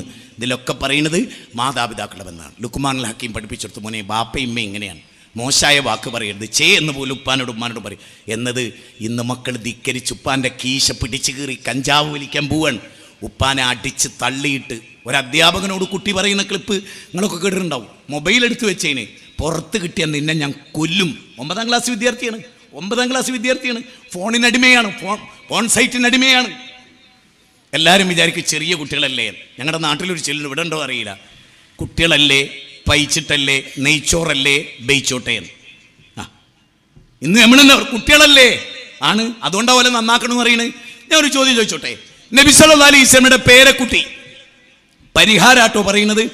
നബി സല്ലല്ലാഹു അലൈഹി വസല്ലമയുടെ പേരക്കുട്ടി പൊതുമുതലിൽ നിന്ന് കാരക്കെടുത്ത് തിന്നുക എന്നുള്ളത് പാപാണോ? അല്ല. പക്ഷെ കാരക്ക എടുക്കുമ്പോൾ അതെല്ലാകണം, അത് ഹലാലാകണം. ഇത് ഈ കുട്ടിക്ക് ഹലാലല്ല. എന്നാ തൊയ്യബാണോ? ആണ്. കാരണം എല്ലാവർക്കും തിന്നാനുള്ള തന്നെയാണത്. പക്ഷെ കുട്ടിക്ക് തിന്നാൻ പറ്റില്ല. അതുകൊണ്ട് റസൂല് പറഞ്ഞു, മോനെ നബി കുടുംബത്തിന് ഈ കാരക്ക പറ്റില്ല, തുപ്പു മോനെ പറഞ്ഞു. ആരോട്? നബി ചങ്കിലെ ചോരയായി കൊണ്ടിടുന്ന ഫാത്തിമയോടാ പറയും, ഫാത്തിമന്റെ മോനോടാ പറയുന്നത്, മോനെ തുപ്പിക്കളാ. ചരിത്രം എന്താ പിന്നെ രേഖപ്പെടുത്തുന്ന അറിയോ? ജീവിതത്തിൽ പിന്നീടൊരിക്കൽ പിന്നീട് ഇങ്ങനെയുള്ളൊരു കാരക്ക ആ ചെറിയ കുട്ടി ജീവിതത്തിൽ എടുത്തില്ല. ഞാൻ ചോദിക്കുന്നു, ചെറിയ കുട്ടികൾ, നമ്മുടെ മക്കളൊക്കെ ഉണ്ടല്ലോ, ഞാൻ എൻ്റെ വീട്ടിൽ എൻ്റെ ഭാര്യനോട് പറയും, എടീ മക്കൾ ഭക്ഷണം കഴിക്കുമ്പോൾ കൈ ഏതാ കൊണ്ടുവരുന്നതെന്ന് ആദ്യം നോക്കുക. ഇപ്പം ചെറിയ മോനുണ്ട്, ഉമറുണ്ട്, ഇസ്ഹാഖ് ഉണ്ട്, ഒരു കൈ ഇങ്ങനെ ഇടത്തെ കൈ ഇങ്ങനെ കൊണ്ടുവരികയാണെങ്കിൽ ഒരു നോട്ടം, തറപ്പിച്ചൊരു നോട്ടം അവൻ്റെ മുഖത്തേക്ക്. എന്നിട്ട് ഇങ്ങനെ ചോദിക്കും, ഞാനൊരു പാട്ട് രൂപത്തിലാണ് ചോദിക്കുക, ഏത് കയ്യോണ്ടാ ഉമറേ, ഏത് കയ്യോണ്ടാ. അപ്പോൾ അവൻ്റെ കയ്യിലേക്ക് നോക്കും. അപ്പോൾ ഏത് കയ്യോണ്ടാ ഉമറേ എന്നൊന്ന് കടുപ്പിച്ചാട് ചോദിച്ചാൽ അവൻ ആ കൈ ഇങ്ങനെ വലിക്കുന്നത് കാണാം. പിന്നെ അവന് കൈ ഇങ്ങനെ മാഷാ അല്ലാ ബാറക്കല്ലാ എന്ന് ഞാനിങ്ങനെ ചിരിക്കുമ്പോൾ ഓൻ ഈ കൈ എന്നെ കൊണ്ടുവരും. ഒരു 10 വട്ടങ്ങൾ അങ്ങനെ ചെയ്തു നോക്കി നിങ്ങളെ മോനെ. റസൂലുള്ളാഹി സ്വല്ലല്ലാഹി അലൈഹി വസല്ലമ പേരക്കുട്ടി അവിടുന്ന് ഇവിടുന്ന് ഭക്ഷണം കഴിച്ചപ്പോൾ ഒരൊറ്റപ്പിടുത്തം, മോനെ നിന്റെ ഭാഗത്ത് നിന്ന് തിന്ന് ബിസ്മി ചൊല്ല്. എന്നിട്ട് ആ കുട്ടിയിലുണ്ടായ മാറ്റം എന്തറിയോ? പിന്നീട് വ്യത്യസ്ത ഭക്ഷണം കൊണ്ടുവച്ചപ്പോൾ അവൻ അതൊന്നും എടുത്തില്ല, അവന്റെ ഭാഗത്തുള്ള മാറ്റം എടുത്തപ്പോൾ റസൂൽ പറഞ്ഞു, മോനെ ഫ്രൂട്ടൊക്കെ വ്യത്യസ്തമാകുമ്പോൾ എല്ലാം എടുക്കാം, പക്ഷെ ഒരേ ഭക്ഷണം ആകുമ്പോൾ നീ എല്ലാ ഭാഗത്തു നിന്നും കൈയിട്ട് തിന്നാൽ അത് ബാക്കിയുള്ളവർക്ക് തിന്നാൻ പറ്റൂല. കണ്ടോ, കറക്റ്റ് റൂട്ട് പഠിപ്പിച്ചു കൊടുക്കുകയാണ്. നമ്മളോ കുട്ടിയല്ലേ, എന്തോ ആയിക്കോട്ടെ എന്നാണ് അല്ലേ. ഇനി നിങ്ങൾ നോക്ക്, അബൂ ദുജാന റളിയല്ലാഹു തആല അൻഹു, അദ്ദേഹം സുബൈ നിസ്കരിച്ചിട്ട് പെട്ടെന്ന് ദിക്റൊക്കെ ചെല്ലാതെ പോകും. ഞാൻ ഇവിടെ ഇരിക്കുന്ന ഹൃദയത്തിലേക്കാണ് ഇതിട്ടിരുന്നു കേട്ടോ, തേൻതുള്ളി പോലെ. അബൂ ദുജാന സുബൈ നിസ്കാരം കഴിഞ്ഞിട്ട് പെട്ടെന്ന് പോകും. കുറേ ദിവസം തുടർച്ചയായിട്ട് പോയപ്പോൾ ബാക്കിയുള്ള ആളുകൾ പിടിച്ചു വെച്ചിട്ട് ചോദിച്ചു, അബൂ ദുജാന ഒരു ദിക്ർ പോലും ഇല്ലാതെ കാട്ടി പ്രസവിച്ച പോലെ നിങ്ങൾ എങ്ങോട്ടാ പോണത് പെട്ടെന്ന്, എന്തൊരു മനുഷ്യനങ്ങള് എന്ന് വെച്ചപ്പോൾ അബൂ ദുജാന പറയും, എനിക്ക് വിഷമമുണ്ട് പറയാൻ, എങ്കിലും പറയാതിരിക്കാൻ വയ്യ. എൻ്റെ വീടിൻ്റെ അയൽപ്പക്കത്ത്, ഇപ്പം നമ്മുടെ വീടിൻ്റെ അയൽവാസി മാധവേട്ടൻ, അദ്ദേഹത്തിന് ഈത്തപ്പനം നിറയെ ഈത്തപ്പഴ, അത് വീഴ എൻ്റെ മുറ്റത്തേക്കാണ്, ബഷീറിൻ്റെ മുറ്റത്തേക്കാണ്, അബൂ ദുജാനയുടെ മുറ്റത്തേക്കാണ്. അപ്പം ഞാൻ കുറച്ച് വൈകി പള്ളിയിൽ നിന്ന് ദിക്റൊക്കെ കഴിഞ്ഞ് ചെല്ലുമ്പോഴേക്ക് എൻ്റെ കുട്ടികൾ എണീക്കും. കാലത്ത് തന്നെ എണീക്കുന്ന സ്വഭാവം അവരിലുണ്ട്. അപ്പം ആരാൻ്റെ ഈത്തപ്പഴം സ്വന്തം മുറ്റത്ത് വെച്ച് ഞങ്ങളുടേതാണെന്ന് കരുതി അവർ തിന്നുപോകും, എൻ്റെ മക്കളുടെ വയറ്റിൽ ഹറാമ് വരും. എൻ്റെ ചോദ്യം, ഇങ്ങനെ കുട്ടികളിൽ ഹറാമ് വരുന്നത് സൂക്ഷിച്ച എത്ര വാപ്പാർ ഇവിടെ ഉണ്ട്? സ്വന്തത്തോട് ചോദിക്ക്, വേണ്ട, ഇവിടെ ഇരിക്കുന്ന സ്ത്രീകളോടൊരു ചരിത്രം പറയാം. സഹാബികൾ സുബൈസ്കാരം കഴിഞ്ഞ് ജോലിക്ക് പോകുമല്ലോ മാർക്കറ്റിലേക്ക്. അപ്പൊ സ്ത്രീകള് ഉമ്മറപ്പടിയിൽ വന്നു നിൽക്കും. എന്നിട്ട് എന്താ പറയാറിയോ? ഹറാമാണ് കേട്ടോ, ഹറാമ് കൊണ്ടുവരരുത്. നിങ്ങൾ മാർക്കറ്റിൽ പോയിട്ട് ഞങ്ങൾക്ക് തിന്നാൻ തരുന്നത് എന്താണെന്ന് ഞങ്ങൾക്കറിയില്ല. നിങ്ങൾ മട്ടൻ കൊണ്ടുവരുന്നുണ്ട്, ചിക്കൻ കൊണ്ടുവരുന്നുണ്ട്, അയക്കോറ കൊണ്ടുവരുന്നുണ്ട്, മുന്തിരി കൊണ്ടുവരുന്നുണ്ട്, ആപ്പിൾ കൊണ്ടുവരുന്നുണ്ട്, എല്ലാം കൊണ്ടുവരുന്നുണ്ട്. ഞാൻ ഇവിടെ ഇരിക്കുന്നവർ ചോദിക്കുക, ജീവിതത്തിൽ എപ്പോഴെങ്കിലും ബാപ്പ, സഹോദരൻ, മകൻ, ഭർത്താവ് ഇവർ കൊണ്ടുവരുന്ന ഹലാലാന്ന് ചോദിച്ച് തിന്നുന്ന എത്ര സ്ത്രീകൾ ഇവിടെ ഉണ്ട്? നിങ്ങൾ അങ്ങനെ ഒന്ന് ജീവിച്ചു നോക്കി, നിങ്ങളെ മകൻ കഞ്ചാവ് അടിക്കൂല, ഉറപ്പ്. നിങ്ങളെ മകൻ ഒരു തെറ്റും ചെയ്യില്ല. റസൂൽ എന്താ പറയുന്നത്? ബാപ്പയുമ്മയും. ഇനി ഞാനൊരു ഉദാഹരണം പറയാം. ലുക്മാനിലാക്കി മകനോട് പറയാൻ, അടുത്ത വാചകം, യാ ബുനയ്യ, എന്റെ പൊന്നുമോനെ, ഇന്നഹ ഇൻ തകും മിസ്കാല ഹബ്ബത്തിൻ മിൻ ഖർദൽ. വല്ലാത്തൊരു പ്രയോഗം. മോനെ, ഒരു അണുമണി തൂക്കമുള്ള കാര്യം, ഒരു നുള്ളു വലുപ്പത്തിലെ കഞ്ചാവ് ബാഗിൽ ഒളിപ്പിച്ചു വെക്കുക. മോനെ, മൊബൈലിൽ ഒരു പെണ്ണുമായുള്ള ബന്ധം, അവിഹിത ബന്ധം ഒളിപ്പിച്ചു വെക്കുക, അതിന് പ്രത്യേക ലോക്കാക്കുക. ബാപ്പാക്ക് ഇതൊന്നും അറിയില്ല. പക്ഷെ മോനെ, അല്ല നിന്നെ കാണുന്നുണ്ട് മോനെ. ഒരു ചെറിയ അണുമണി തൂക്കമുള്ള കാര്യം ആകാശത്തിലോ ഭൂമിയിലോ മണ്ണിനടിയിലോ വെള്ളത്തിനടിയിലോ എവിടെയാണെങ്കിലും അല്ലാഹ് അതൊക്കെ കാണുന്നുണ്ട് മോനെ. ഇന്ന റബ്ബക ലബിൽ മിർസാദ്. മോനെ, പതിസ്ഥാനത്തിരുന്ന് റബ്ബ് കാണുന്നുണ്ട് മോനെ എന്ന് 10 വയസ്സ് വരെയുള്ള കുട്ടികളെ പഠിപ്പിച്ച എത്ര രക്ഷിതാക്കൾ ഈ കൂട്ടത്തിലുണ്ട്?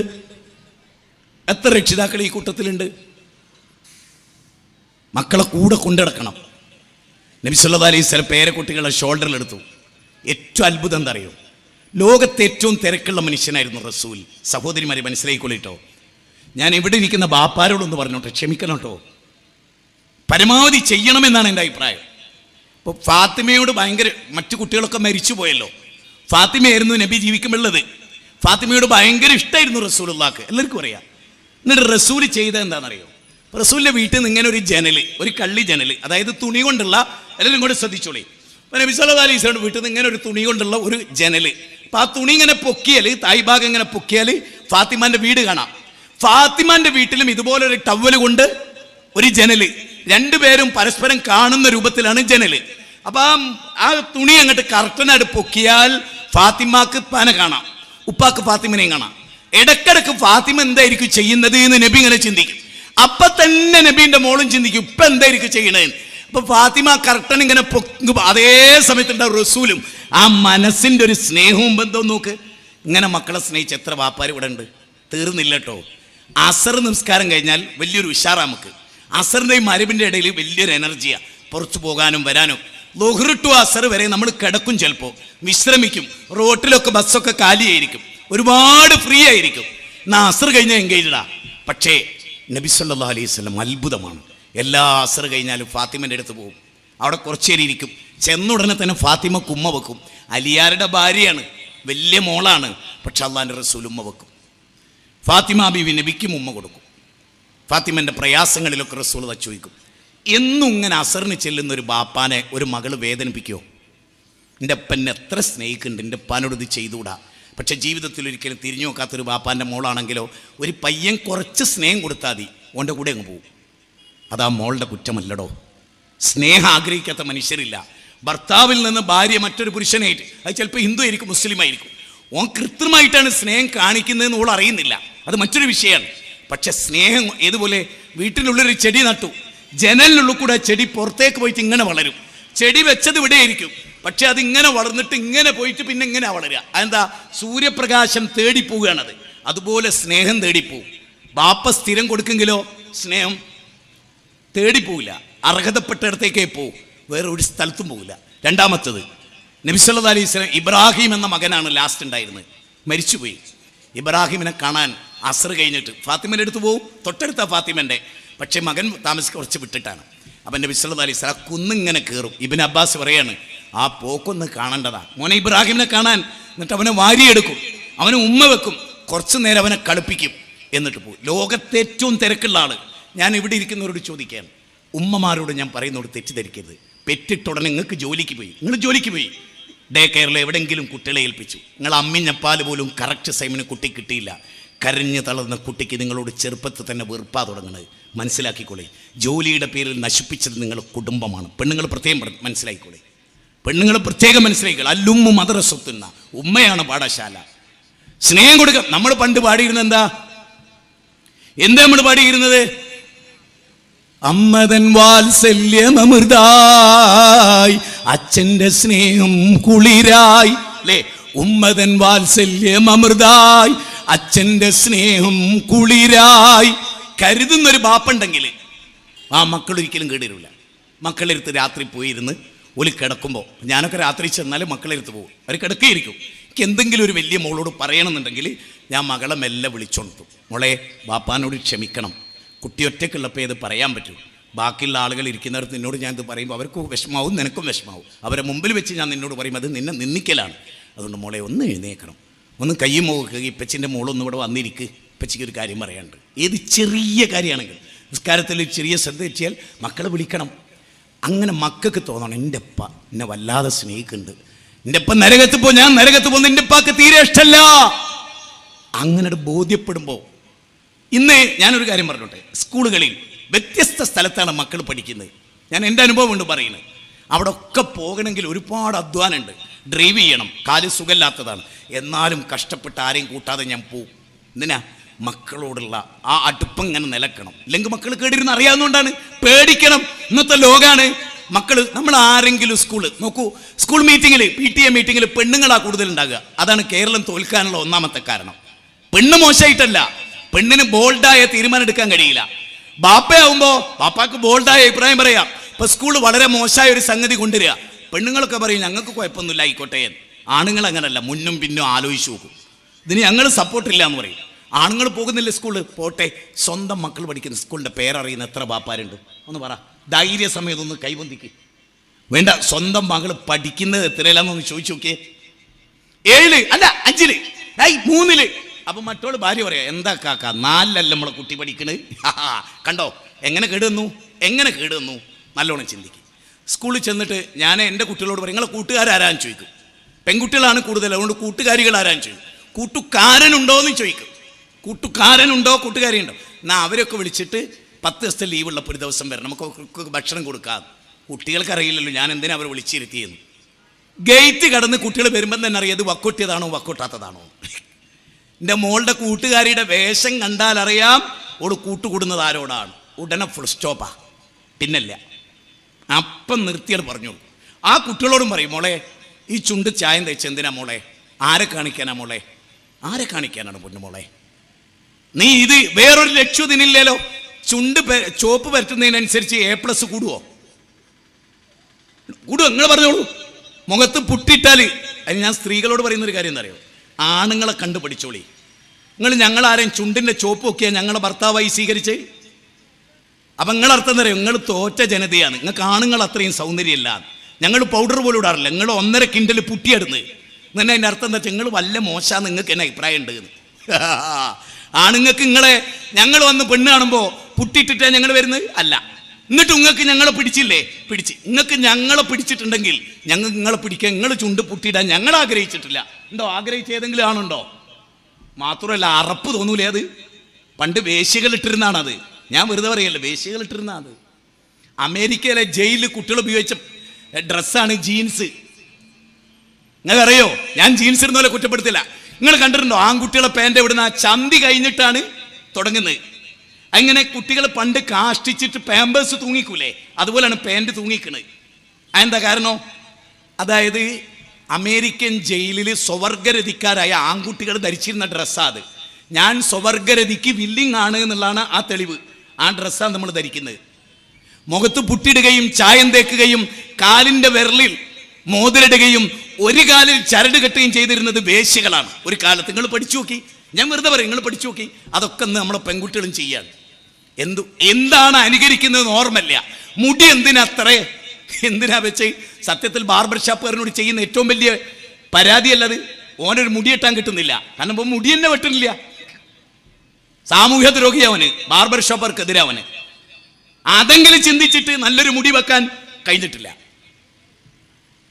വല്ലാത്തൊരവസ്ഥയാണ്. എനിക്ക് ദയവ് ചെയ്ത് നിങ്ങളോട് പറയാനുള്ളതറിയോ, പണ്ടൊക്കെ ഒരു പാൻസിന് കാൽമുട്ടിലോ കാൽത്തുടയിലോ നരിയാൻ്റെ അടുത്തോ കീറലുണ്ട്. അതിൻ്റെ അർത്ഥം എന്താ? ഓനാ പാൻസേ ഉള്ളൂന്നാ. അത് ഇട്ടിട്ടിട്ടിട്ടിട്ട് കേടുവന്നതാണ്. നേരെ മറിച്ച് ഇന്ന് 300 കീറലാ. ടെക്സ്റ്റൈൽസ് കയറിയിട്ട് ചോദിക്കും, പൂർണ്ണതല്ലാത്ത അപൂർണമായ കീറിയ പാൻ്റ് ഉണ്ടോന്നാ ചോദ്യം. എനിക്കൊരു പേടിയേ ഉള്ളൂ, ഒരു 5 കൊല്ലം കഴിഞ്ഞാൽ മുന്നും പിന്നും തീരെ അല്ലാത്ത ഇട്ടുകളോ എന്ന് പേടിക്കണം. മുന്നിലില്ല. ഞാൻ ചോദിക്കാം, അല്ല ഹമുക്കളെ, ഈ സാധനം എന്തിനിടുന്നത്? നിങ്ങൾക്ക് തുണി കഴിച്ചിട്ടെങ്കിൽ നടന്നൂടെ? പക്ഷെ ഒരു കാര്യം ഓർത്തോളി, തുണി കഴിച്ചിട്ട് നടക്കുന്ന സ്റ്റെപ്പിലേക്കുള്ള പോക്കാത് നല്ലോണം മനസ്സിലായിക്കോളും. മാന്യമായൊരു ഡ്രസ്സ് ഇട്ടൂടെ, അന്തസ്സായ ഒരു ഡ്രസ്സ്, മുടിയൊക്കെ വാർന്ന് വെച്ച് താടിയൊക്കെ നല്ല മിനുക്കി മനോഹരമായി ജീവിക്കുന്ന ഒരു ജീവിതത്തെക്കുറിച്ച് ചിന്തിച്ചൂടെ? എങ്ങനെ കുട്ടികളെ പോയി നിൽക്കാതിരിക്കും? ഇനി ഞാൻ പറയുന്ന പോയിന്റ് നിങ്ങൾ ചിന്തിക്ക്. കൂട്ടുകെട്ട് എന്താണ്? നമ്മുടെ മകളുടെ കൂട്ടുകാരി ആരാ നിങ്ങൾ പഠിച്ചിട്ടുണ്ടോ? ബാംഗ്ലൂർ മോള് പഠിക്കണം, ഞാനെതിരൊന്നുമില്ല. പക്ഷെ ബാംഗ്ലൂർ മോളെ ബെഞ്ചുമ്മൽ കിടക്കുന്നത് അപ്പുറത്തെ ചെക്കനാണെങ്കിൽ അത് ഇനി പണ്ടൊക്കെ പറയൽ എന്തറിയോ, ഒരു പെണ്ണ് ആണിനോട് മിണ്ടിയാലാ കുഴപ്പം. എനിക്ക് ഏറ്റവും പേടി ഒരു പെണ്ണിനെ കൂടുതൽ സ്നേഹിച്ചു തുടങ്ങിയാൽ ഇപ്പം എനിക്ക് പേടിയാ. ഞാൻ പറയുന്നു, ആണുങ്ങൾ കാണിക്കുന്നതിനേക്കാൾ വൃത്തികെട്ട ലൈംഗികത പെണ്ണിനെയായി മാറിയ ഒരു ലോകത്താണ് നമ്മൾ ജീവിക്കുന്നത്. സംശയം ഉണ്ടെങ്കിൽ കാരണം പെണ്ണിനൊരു നിശ്ചിത പ്രായമാകുന്നവരെ ലെസ്ബിയൻ ആകാൻ കഴിയും, പുരുഷനതിന് കഴിയില്ല. ഞാനിതൊക്കെ പറയുന്നത് എന്തിനറിയോ? ഈ തോന്നിയാസങ്ങൾ ലോകത്ത് നടക്കുന്നു. ദീനില്ലാതെ ഒരു മനുഷ്യന് രക്ഷ ഉണ്ടാവും നിങ്ങൾ വിചാരിക്കണ്ടോ? ആരാ കൂട്ടുകെട്ട്? ആദില നൂറ. എന്തായി? മനുഷ്യവംശത്തോട് തന്നെ അവർ തെറ്റ് ചെയ്തു. ആദിലയും നൂറയും കല്യാണം കഴിച്ച കുട്ടി ഉണ്ടാവോ? ആദിലയും നൂറയും 100 കൊല്ലം ജീവിച്ചാലും ഒരു തമ്മിൽ ലൈംഗിക സുഖം കിട്ടുന്നല്ലാതെ ഒരു കുട്ടി ജനിച്ചിട്ട് LKG ചേർക്കാൻ പറ്റുമോ? പിന്നെ സ്കൂൾ ഉണ്ടാവുമോ? നെഹ്റുവിന്റെ അച്ഛനും ഗാന്ധിജി അച്ഛനും കല്യാണം കഴിച്ചാൽ നെഹ്റു ഉണ്ടാവില്ല, ഗാന്ധിജി ഉണ്ടാവില്ല. മൗലാന മുഹമ്മദ് അലി ജൗഹറും മൗലാന അബുൽ കലാം ആസാദിന്റെ ഉമ്മമാർ തമ്മിൽ കല്യാണം കഴിച്ചാൽ ഇവർ രണ്ടാളും ഉണ്ടാവുമോ? എംബാപ്പയുടെ അമ്മയും അല്ലെ അതുപോലെ റൊണാൾഡോന്റെ അമ്മയും കല്യാണം കഴിച്ചാൽ റൊണാൾഡോ ഉണ്ടാവില്ല, എംബാപ്പ ഉണ്ടാവില്ല, അസറുദ്ദീനും സച്ചിൻ ടെണ്ടുൽക്കറും ഉണ്ടാവില്ല. ആണ് പെണ്ണിനെ കല്യാണം കഴിക്കണം. അതാണ് മതം പഠിപ്പിക്കുന്നത്. യുക്തിവാദത്തിൽ ഇ എ ജബ്ബാർ പ്രസംഗിച്ചതാണ്. ആണിനെ കല്യാണം കഴിച്ചാൽ എന്താ കുഴപ്പം? അപ്പം ഞാൻ ചോദിച്ചു, അല്ലെങ്കിൽ എൻ്റെ ഒരു മോനെ കൊണ്ടാ കെട്ടിച്ച്, എൻ്റെ മോനെ ഒരു മോളെ കൊണ്ടാ കെട്ടിച്ച്, എൻ്റെ വീട്ടിലെന്താണ് എൻ്റെ മോളെ വേറൊരു മോളെ കൊണ്ട് കെട്ടിക്കാതിരുന്നത്?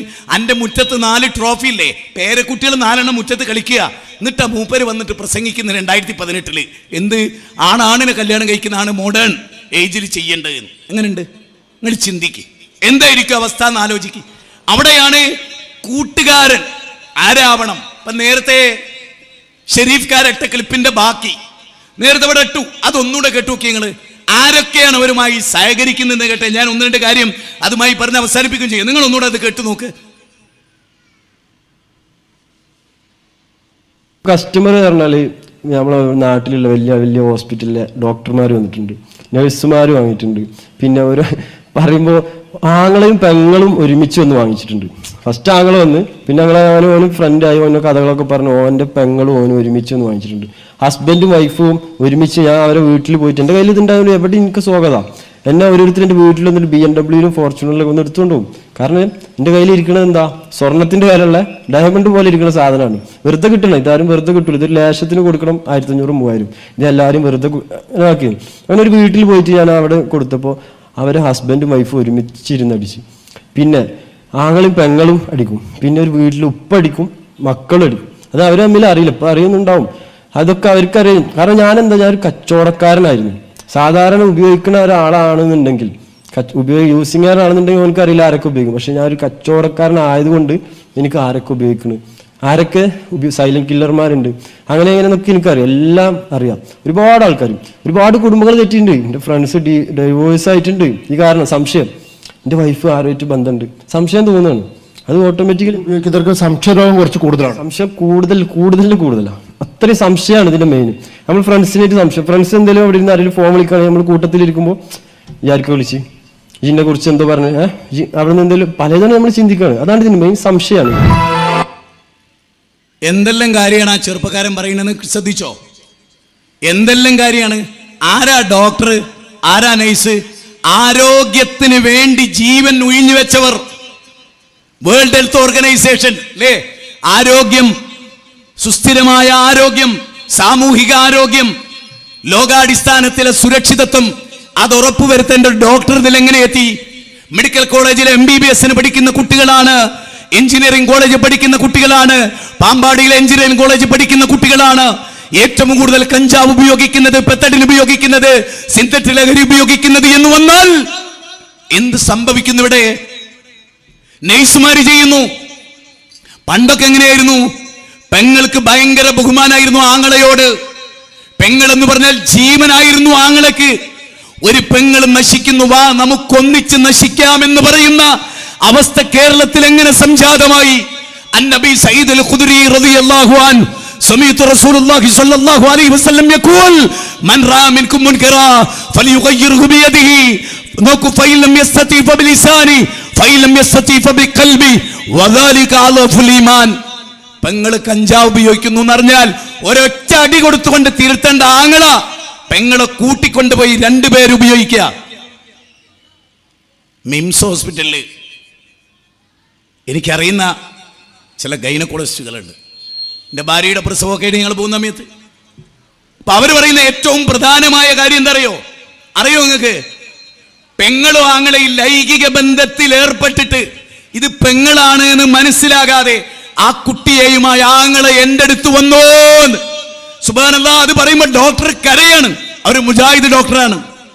സ്വന്തം പെങ്ങളെ ആങ്ങളെ ഗർഭിണിയാക്കി അതുമായി വന്നു. ഈ രഹസ്യങ്ങളൊന്നും പുറത്തു പോകുന്നില്ല, സ്വകാര്യങ്ങളാണ്. എങ്ങനെ പറയും? ബാപ്പയാൽ ഗർഭിണിയാക്കപ്പെട്ട ഒരു കുട്ടിയുടെ കഥ ഞാൻ കഴിഞ്ഞ ദിവസം കേട്ടു. കട്ടപ്പനയിൽ അമ്മയെ കെട്ടിയിട്ട് ബലാത്സംഗം ചെയ്തൊരു മകന്റെ കഥ വർഷങ്ങൾക്ക് മുമ്പ് നമ്മൾ കേട്ടതാണ്. എന്താണ് നമ്മുടെ നാടിന്റെ അവസ്ഥ? ബാപ്പ ഉപയോഗിക്കുന്നു, ഉമ്മ ഉപയോഗിക്കുന്നു, ഭാര്യയും ഭർത്താവ് ഉപയോഗിക്കുന്നു. ആര് വളരണം? ആര് കണ്ട് വളരും? യാ അയ്യുഹല്ലദീന ആമനൂ ലിമ തഖൂലൂന മാ ലാ തഫഅലൂൻ കബറ മഖ്തൻ ഇൻദല്ലാഹ്. മാതാപിതാക്കൾക്ക് മാതൃകയാകാൻ കഴിയുന്നില്ല, പിന്നെ എങ്ങനെ നന്നാവും? യാ ബുനയ്യ അഖിമിസ്സലാ, എൻ്റെ പൊന്നുമോനെ, വഅ്മുർ ബിൽ മഅറൂഫ് വഅൻഹാ അനിൽ മുൻകർ. നോക്കൂ, എന്താ പറയും? മോനെ നിസ്കരിക്കട്ടോ. നിസ്കാരത്തിന്റെ ഒരു പ്രത്യേകത എന്താ? ഇന്നസ്സലാത്ത തൻഹാ അനിൽ ഫഹ്ശാഇ വൽ മുൻകർ. സകല വെറുക്കപ്പെട്ട കാര്യത്തിൽ നിന്ന് നിസ്കാരം മനുഷ്യൻ നന്നാക്കും. എന്നിട്ട് മോനോട് ബാപ്പ പറയുന്നതാ, നന്മ കൽപ്പിക്കുന്ന ആളാകണം കേട്ടോ, ഒരു തിന്മയുടെ കൂടെയും നിന്റെ കൂടെ ഉണ്ടാവരുത്. മക്കള് ടൂർ പോകുന്നു, ശ്രദ്ധിച്ചോളി. അധ്യാപകൻ കാരണക്കാരനാകാം, ടീച്ചേഴ്സിനോട് പൊറുക്കണം. അങ്ങനെ ഉണ്ടായിട്ടുണ്ട്, നിങ്ങൾക്കൊക്കെ അറിയാം, ഞാൻ പറയണില്ല. ടീച്ചറെ പ്രേമിക്കുന്ന 9ാം ക്ലാസ് വിദ്യാർത്ഥി ആ കുട്ടിയുടെ പ്രേമാഭ്യർത്ഥനത്തിന് മുമ്പിൽ ശരീരം തൊടാനും പിടിക്കാനും കൊടുത്ത ടീച്ചറുടെ കഥ കേരളത്തിൻ്റെ കഥയാണ്. എന്ത് ചെയ്യണം നിങ്ങൾക്ക്? 9 വയസ്സുള്ളൊരു പയ്യന് തൻ്റെ ശരീരത്തിൻ്റെ പല ഭാഗങ്ങളും സ്പർശിക്കാൻ അവസരം കൊടുക്കുന്ന ടീച്ചേഴ്സ് ഉള്ള ലോകത്ത് വളരെ ശ്രദ്ധിച്ച് വേണം നമ്മൾ മുന്നോട്ട് പോകാൻ. എല്ലാവരും ഇവിടെ റസൂലിന്റെ ഹദീസ് ഞാൻ ഉദ്ധരിച്ചു. അതിൻ്റെ അർത്ഥം എന്താ അറിയോ? അന്നബി സയ്യിദുൽ ഖുദരി റളിയല്ലാഹു അൻഹു സമീഅതു റസൂലുള്ളാഹി സ്വല്ലല്ലാഹു അലൈഹി വസല്ലം യഖൂൽ മൻ റഅ മിൻകും മുൻകറ. ഒരു തെറ്റ് കണ്ടാൽ, ആങ്ങളയുടെ തെറ്റ്, പെങ്ങളുടെ തെറ്റ് കണ്ട ആങ്ങളെ തടുക്കണ്ടേ? അനുജന്റെ തെറ്റ് കണ്ട ഇക്കാക്ക തടുക്കണ്ടേ? കൈ കൊണ്ട് പിടിച്ചു വെക്കണ്ടേ? അവനെ പിടിച്ചു വലിച്ച് വീട്ടിൽ കൊണ്ട് നല്ലെന്നാലും കൊടുക്കണ്ടേ? ഇന്ന് തല്ലാൻ പറ്റില്ല, അതുകൊണ്ട് കുട്ടികൾക്ക് നന്നാകുന്നില്ല, കേടുവരുന്നു. തൊടാൻ പാടില്ല, ചീത്ത പറയാൻ പാടില്ല, പോയിട്ട് ചത്തുകളാണ്, തൂങ്ങി മരിച്ചുകള മൊബൈൽ പിടിച്ചു വെച്ചാൽ. അവിടേക്ക് എത്തിയത് എന്തുകൊണ്ടാ? കുട്ടിക്കാലത്ത് മൊബൈൽ കൊടുത്തു. കുഞ്ഞായിരിക്കുമെന്ന് തന്നെ. ഇപ്പം ഞാൻ ശ്രദ്ധിച്ച ഇന്നലെ ഞാനും വൈഫും കൂടെ ഇന്നലെ ഒരു പ്രോഗ്രാമിന് പോയിട്ട് എനിക്ക് സമയത്ത് ഒരു കുടുംബം ആ ബാപ്പാക്കും ഉമ്മാക്കും ഭക്ഷണം കഴിക്കണം. ഭക്ഷണം കഴിക്കണമെങ്കിൽ ചെറിയ കുട്ടീൻ്റെ കയ്യിൽ മൊബൈൽ കൊടുത്താലല്ലാതെ അവൻ സമ്മതിക്കില്ല. പണ്ടൊക്കെ, ഞാൻ ഉള്ളത് പറഞ്ഞോട്ടെ, പണ്ടൊക്കെ കുട്ടികളെടുത്ത് വരെ ടോയ്ലറ്റ് പോകുന്ന ഉമ്മമാരുണ്ടായിരുന്നു. എന്തിന്? കുട്ടി കരയുന്നതിന് ടോയ്ലറ്റ് എടുത്തുകൊണ്ട് മറ്റൊരാൾക്കും കൊടുക്കാതിരിക്കുക. ഇന്നെന്താ പറയുക, പെണ്ണുങ്ങൾക്ക് തീരെ സഹിക്കാൻ പറ്റില്ല. കുട്ടി നിലവിളിക്കുക എന്നുള്ളത് സഹിക്കാനേ പറ്റില്ല. കരഞ്ഞാലും കുട്ടി നിലത്ത് കിടന്ന് ഉരുണ്ടാലും എൻ്റെ മകൻ ഭാവിയിൽ കേടുവരരുത്, അതുകൊണ്ട് ഞാൻ മൊബൈൽ കൊടുക്കില്ല എന്ന് തീരുമാനിക്കാൻ കഴിയുമോ? ഒരുവിധ പ്രശ്നം അവസാനിക്കും. ഞാൻ ഒന്ന് ചോദിച്ചോട്ടെ, 7 വയസ്സുള്ള കുട്ടിക്ക് എന്തിനാണ് മൊബൈൽ കൊടുക്കുന്നത്? 13 വയസ്സുള്ള കുട്ടിക്ക് എന്തിനാണ് മൊബൈൽ വാങ്ങിക്കൊടുത്തത്? ബാപ്പ നല്ല സ്നേഹമാണെന്ന് തെളിയിച്ചതാ. ഒന്നിനും പറ്റാത്ത മോനായിട്ടാണ് വളരാൻ പോണത്. അതുകൊണ്ട് ആലോചിക്കുക, ചിന്തിക്കുക, നല്ലവണ്ണം ആലോചിക്കുക. ഞാനിവിടെ ദീർഘമായി സംസാരിക്കുന്നില്ല. ഞാൻ നിങ്ങളോട് ഒരു ക്ലിപ്പ് കൂടി കേൾപ്പിക്കാൻ ആഗ്രഹിക്കുകയാണ്. സ്കൂളുകളിൽ ഇതെന്താ നടക്കുന്നത് എന്നറിയാൻ. വിദ്യാർത്ഥികൾക്കിടയിൽ മയക്കുമരുന്ന് വ്യാപകമാണ് എന്ന് പറയുന്ന ഒരു വാർത്തയാണ് ഞാൻ എനിക്ക് കേൾപ്പിക്കാൻ പോകുന്നത്. നിങ്ങളൊന്ന് കേട്ടു നോക്കിയേ.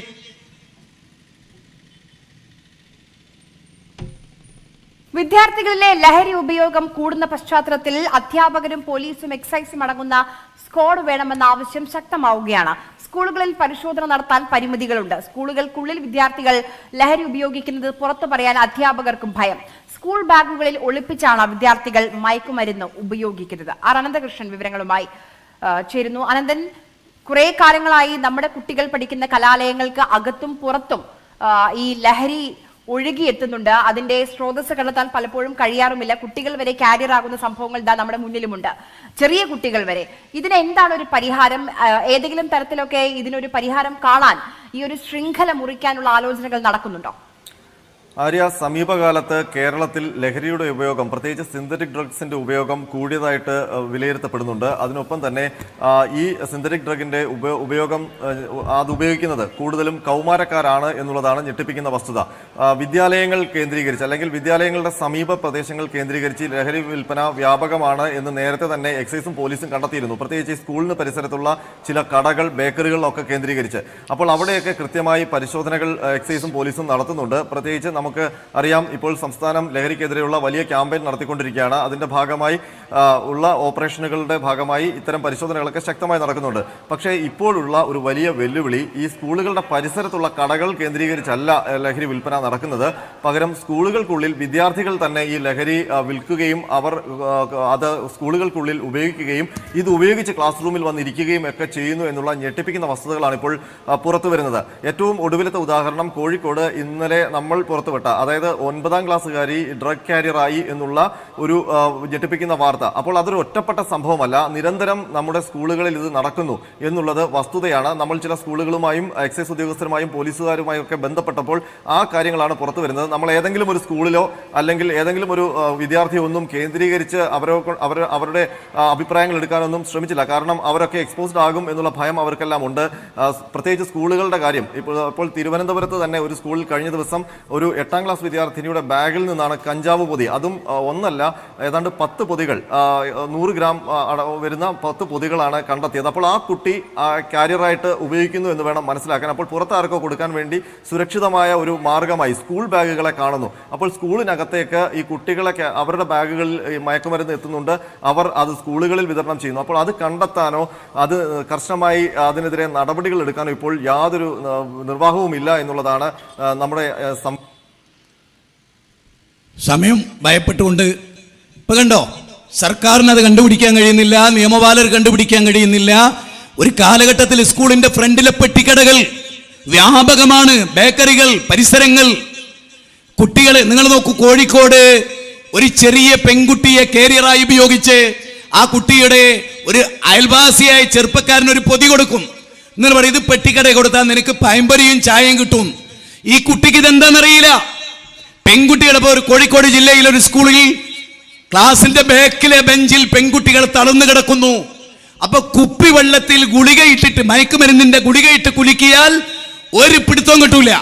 കാലിൽ ഷോക്സ് ധരിക്കുന്ന കാലിന്റെ നെര്യാണിയുടെ ഭാഗം ഒരു ബ്ലേഡ് കൊണ്ട് ചെറുങ്ങനെ വരച്ചിട്ട് അവിടെ സ്റ്റിക്കർ ഒട്ടിക്കുക, ലഹരിയുടെ സ്റ്റിക്കർ. പെൺകുട്ടികൾ ഇതിൽ ഏറ്റവും മുന്നിൽ നിൽക്കുന്ന കാഴ്ച. കാരണം പെണ്ണത് ചെയ്യില്ല എന്ന ആ ചിന്തയിൽ നിന്ന് മാഫിയ സംഘങ്ങൾ പെൺകുട്ടികളെ ഉപയോഗിക്കുക, അതുവഴി അവരുടെ ശരീരം വിൽക്കുക. ബാംഗ്ലൂരിലൊക്കെ നടക്കുന്ന വ്യാപകമായ കാര്യം അതാണ്. അതുകൊണ്ട് തന്നെ പ്രിയപ്പെട്ടവരെ, എന്താണ് പരിഹാരം? ആരും കാണുന്നില്ല, ആരും അറിയുന്നില്ല, എല്ലാറ്റിനെയും മറച്ചു വെക്കുന്നു എന്നതാണല്ലോ പ്രശ്നം. എങ്കിലുള്ള പരിഹാരം ചുറ്റും കറുത്ത തമോമയമായ മുറ്റുമിരവിതിൽ ഏകാകിയാണ് ഞാൻ, കൂട്ടിനൻ തോയനില്ലായികയാൽ എന്നിദ്ര പറന്നുപോയോ. എന്റെ ഭർത്താവ് പട്ടാളത്തിലാണ്, എന്റെ വീട്ടിൽ ആരുമില്ല. അല്ലാ, തണുപ്പുള്ള രാത്രി, എനിക്ക് വ്യഭിചരിക്കാം, പക്ഷേ നാഥ ഞാൻ നിന്നെ ഭയപ്പെടുന്നു. രാജകൊട്ടാരം, യൂസുഫ് നബിയെ സുലേഖ വ്യഭിചരിക്കാൻ വേണ്ടി വിളിക്കുകയാണ്. വീടിന്റെ ഉള്ളിൽ കയറി, റൂമിൽ കയറി വാതിൽ കുറ്റിയിട്ടു. യൂസുഫ് നബിക്ക് അവസരം മനസ്സിലായി. അദ്ദേഹം തിരിഞ്ഞോടി. സുലേഖ അദ്ദേഹത്തിന്റെ കുപ്പായം പിടിച്ചു. കാലമാദല്ലാ, ഞാൻ അല്ലാഹനെ പേടിക്കുന്നു എന്ന് പറഞ്ഞു പോന്നു. വ്യഭിചരിക്കാൻ തുനിഞ്ഞ ചെറുപ്പക്കാരനോട് ഇത്തക്കില്ല എന്ന് ചോദിച്ചു. ഇന്നമൽ മുഅ്മിനൂന അല്ലദീന ഇദാ ദുകിറല്ലാഹ് വജലത് ഖുലൂബുഹും വഇദാ തുലിയത് അലൈഹിം ആയാതുഹു സാദതുഹും ഈമാനാ വഅലാ റബ്ബിഹി യതവക്കലൂൻ. ആര് കണ്ടാലും ആര് കേട്ടില്ലെങ്കിലും, അറിഞ്ഞാലും പറഞ്ഞാലും അറിഞ്ഞില്ലെങ്കിലും എന്റെ റബ്ബെന്നെ കാണുന്നു. ഈ ബോധമില്ലാതെ ഒരാളെയും നന്നാക്കാൻ കഴിയില്ല. ഞങ്ങൾ കഞ്ചാവടിക്കാത്തത്, ഞങ്ങൾ മദ്യപിക്കാത്തത് അല്ലാഹനെ പേടിച്ചിട്ടാണ്. അറബ് ജനത മദ്യപിച്ചിരുന്നു, അറബ് ജനത വ്യഭിചരിച്ചിരുന്നു. പക്ഷേ അല്ലാഹുവിൽ വേരൂന്നിയപ്പോ, അവർ റബ്ബിലേക്ക് മടങ്ങിയപ്പോ ഇന്നമൽ ഖംറു വൽ മൈസിർ എന്ന ആയത്തിറങ്ങി 5-ാം അധ്യായം 90-91. നിങ്ങളൊരു ചോദ്യം, നിങ്ങൾക്ക് വിരമിക്കാറായില്ലേ? മദ്യപാനം നിർത്താറായില്ലേ? അല്ല ചോദിച്ചു. അവർ ഫുൾ സ്റ്റോപ്പ് ചെയ്തു.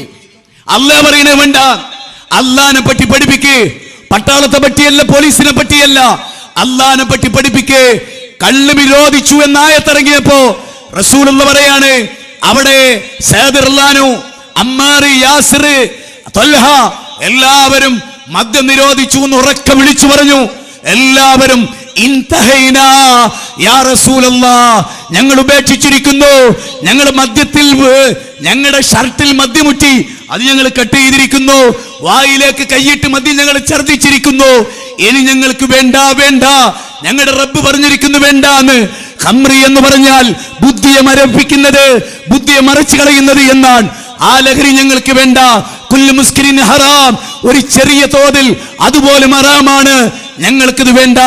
ആർണോൾഡ് ടോയംബി, ഓർത്തോളുക മോനെ, ഈ ക്ലിപ്പ് സവിശേഷമായി ലോകജനതയ്ക്ക് നൽകുക. Arnold Toynbee, Arnold Toynbee the Civilization on Trial എന്ന് പറയുന്ന ഗ്രന്ഥം, അതിലെഴുതി വെച്ചിരിക്കുന്നു, മദ്യത്തെക്കുറിച്ച് പ്രസംഗിക്കുകയും മദ്യത്തെക്കുറിച്ച് ബോധവൽക്കരണം നടത്തുകയും മദ്യമുക്തമായ ഒരു രാഷ്ട്രത്തെ രൂപീകരിക്കുകയും ചെയ്തത് ആരെങ്കിലും അതിൽ വിജയിച്ചിട്ടുണ്ടെങ്കിൽ the most complete historical personality, ചരിത്ര നിലയിൽ ജീവിച്ച പ്രവാചകനാണ്. ആ പ്രവാചകനാണ് ലോകത്ത് മദ്യം തിന്മയുടെ മാതാവാണെന്ന് പറഞ്ഞത്. കൊലപാതകത്തിന്റെ പിന്നിൽ, ആക്സിഡന്റുകളുടെ പിന്നിൽ, ബൈക്ക് ആക്സിഡന്റിന്റെ പിന്നിൽ, ഉത്സവങ്ങളുടെ പിന്നിൽ, ഓണത്തിന്റെ ദിവസം, ക്രിസ്മസിന്റെ ദിവസം, പെരുന്നാൾ ദിവസം, ന്യൂഇയറിന്റെ ദിവസം കോടിക്കണക്കിന് മദ്യങ്ങളാണ് വിറ്റഴിക്കപ്പെടുന്നത്. അതില്ലാത്ത ഒരു ലോകം, അതുണ്ടാകണമെങ്കിൽ ഇവിടെ ഹിന്ദുവും മുസ്ലിമും ക്രിസ്ത്യാനിയും ജൈനനും ഒന്നു ചേരേണ്ടതുണ്ട്, അള്ളാഹുവിനെ പേടിക്കേണ്ടതുണ്ട്. ഞാൻ അവസാനിപ്പിക്കുമ്പോൾ 2-3 ഖുർആനിക വചനം പറഞ്ഞുകൊണ്ട് അവസാനിപ്പിക്കാം. നരകത്തെ കുറിച്ചുള്ള ബോധമുണ്ടാകണം. 92-ാം അധ്യായം 14-ാമത്തെ വചനം, കത്തിജ്വലിക്കുന്ന നരകത്തെ കൊണ്ട് താക്കീത്. രണ്ടാം ഉമർ എന്ന് വിളിക്കപ്പെടുന്ന ഉമർ ബിൻ അബ്ദുൽ അസീസ് മെഹ്റാബിൽ വെച്ച് ഇമാമത്ത് നിന്ന് നെഞ്ചത്ത് കൈകെട്ടി ഈ വചനമോദി ബോധരഹിതനായി നിലത്ത് വീണു.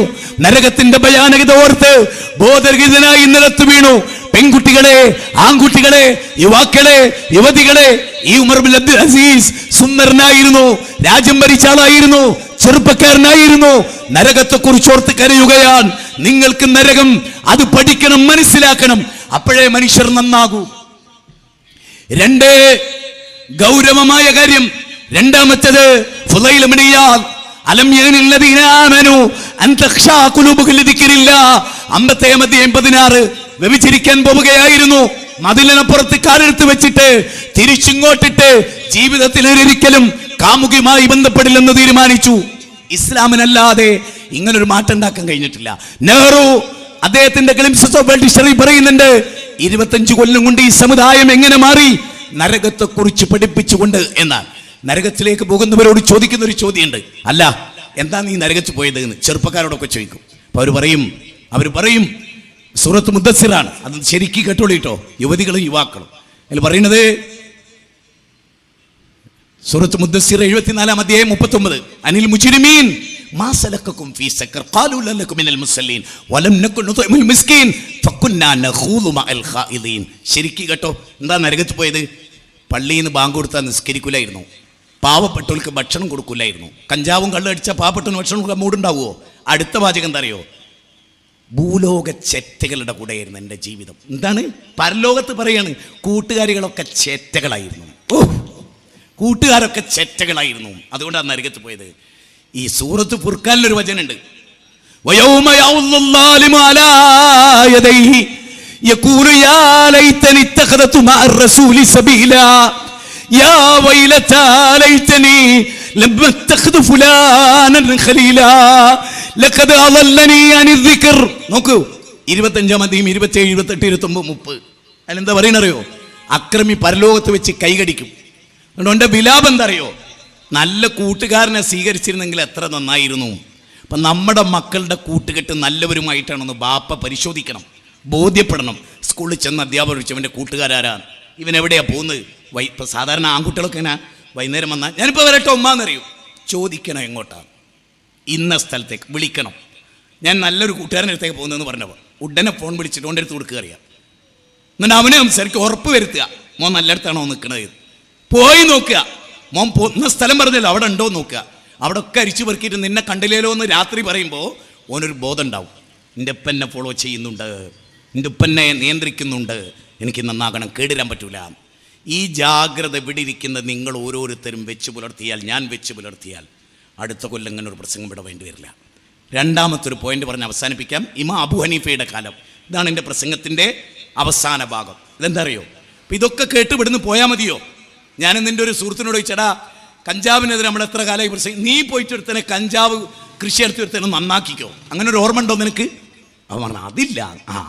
എന്നാലേ ഇമാം അബു ഹനീഫ റഹ്മത്തുള്ളാഹി അലൈഹിയുടെ അയൽവാസി മുഴുകുടിയനായ ഒരുത്തൻ, മദ്യപാനി, ഭയങ്കര ശല്യമായിരുന്നു എല്ലാവർക്കും. ഉമ്മാക്ക് വെറുപ്പ്, ഭാര്യക്ക് വെറുപ്പ്, മക്കൾക്ക് വെറുപ്പ്.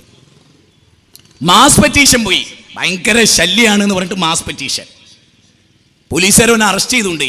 എനിക്ക് ശരിക്കും ശ്രദ്ധിച്ചിട്ടോ, ഇതിൻ്റെ സംഘാടകരോടാണ് ഞാൻ പറയുന്നത്, വിദ്യാർത്ഥി സംഘടനയോടാണ് ഞാൻ പറയുന്നത്, യൂത്തിനോടാണ് ഞാൻ പറയുന്നത്. അബു ഹനീഫ ജീവിച്ചിരിക്കെ തൊട്ടയൽപ്പക്കത്തുനിന്നൊരു മുഴുകുടിയൻ ഉണ്ടാകുക എന്ന് പറഞ്ഞാൽ തന്നെ തെറ്റാ.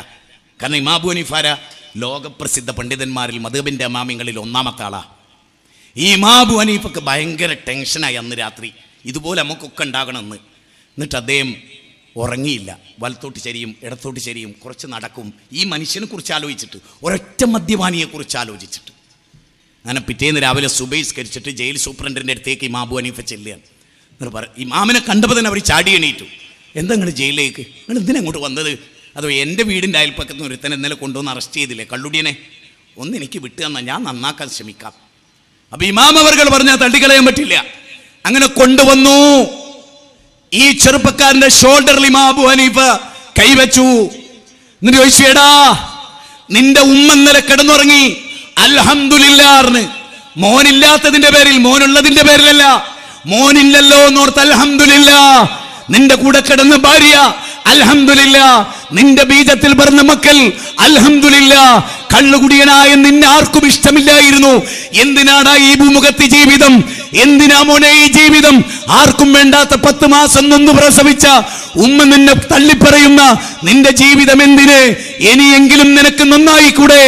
എന്താടാ ഇത് എന്നൊരൊറ്റ ചോദ്യം. ഇമാം അബൂ ഹനീഫ റഹ്മത്തുള്ളാഹി അലൈഹി നന്നായി.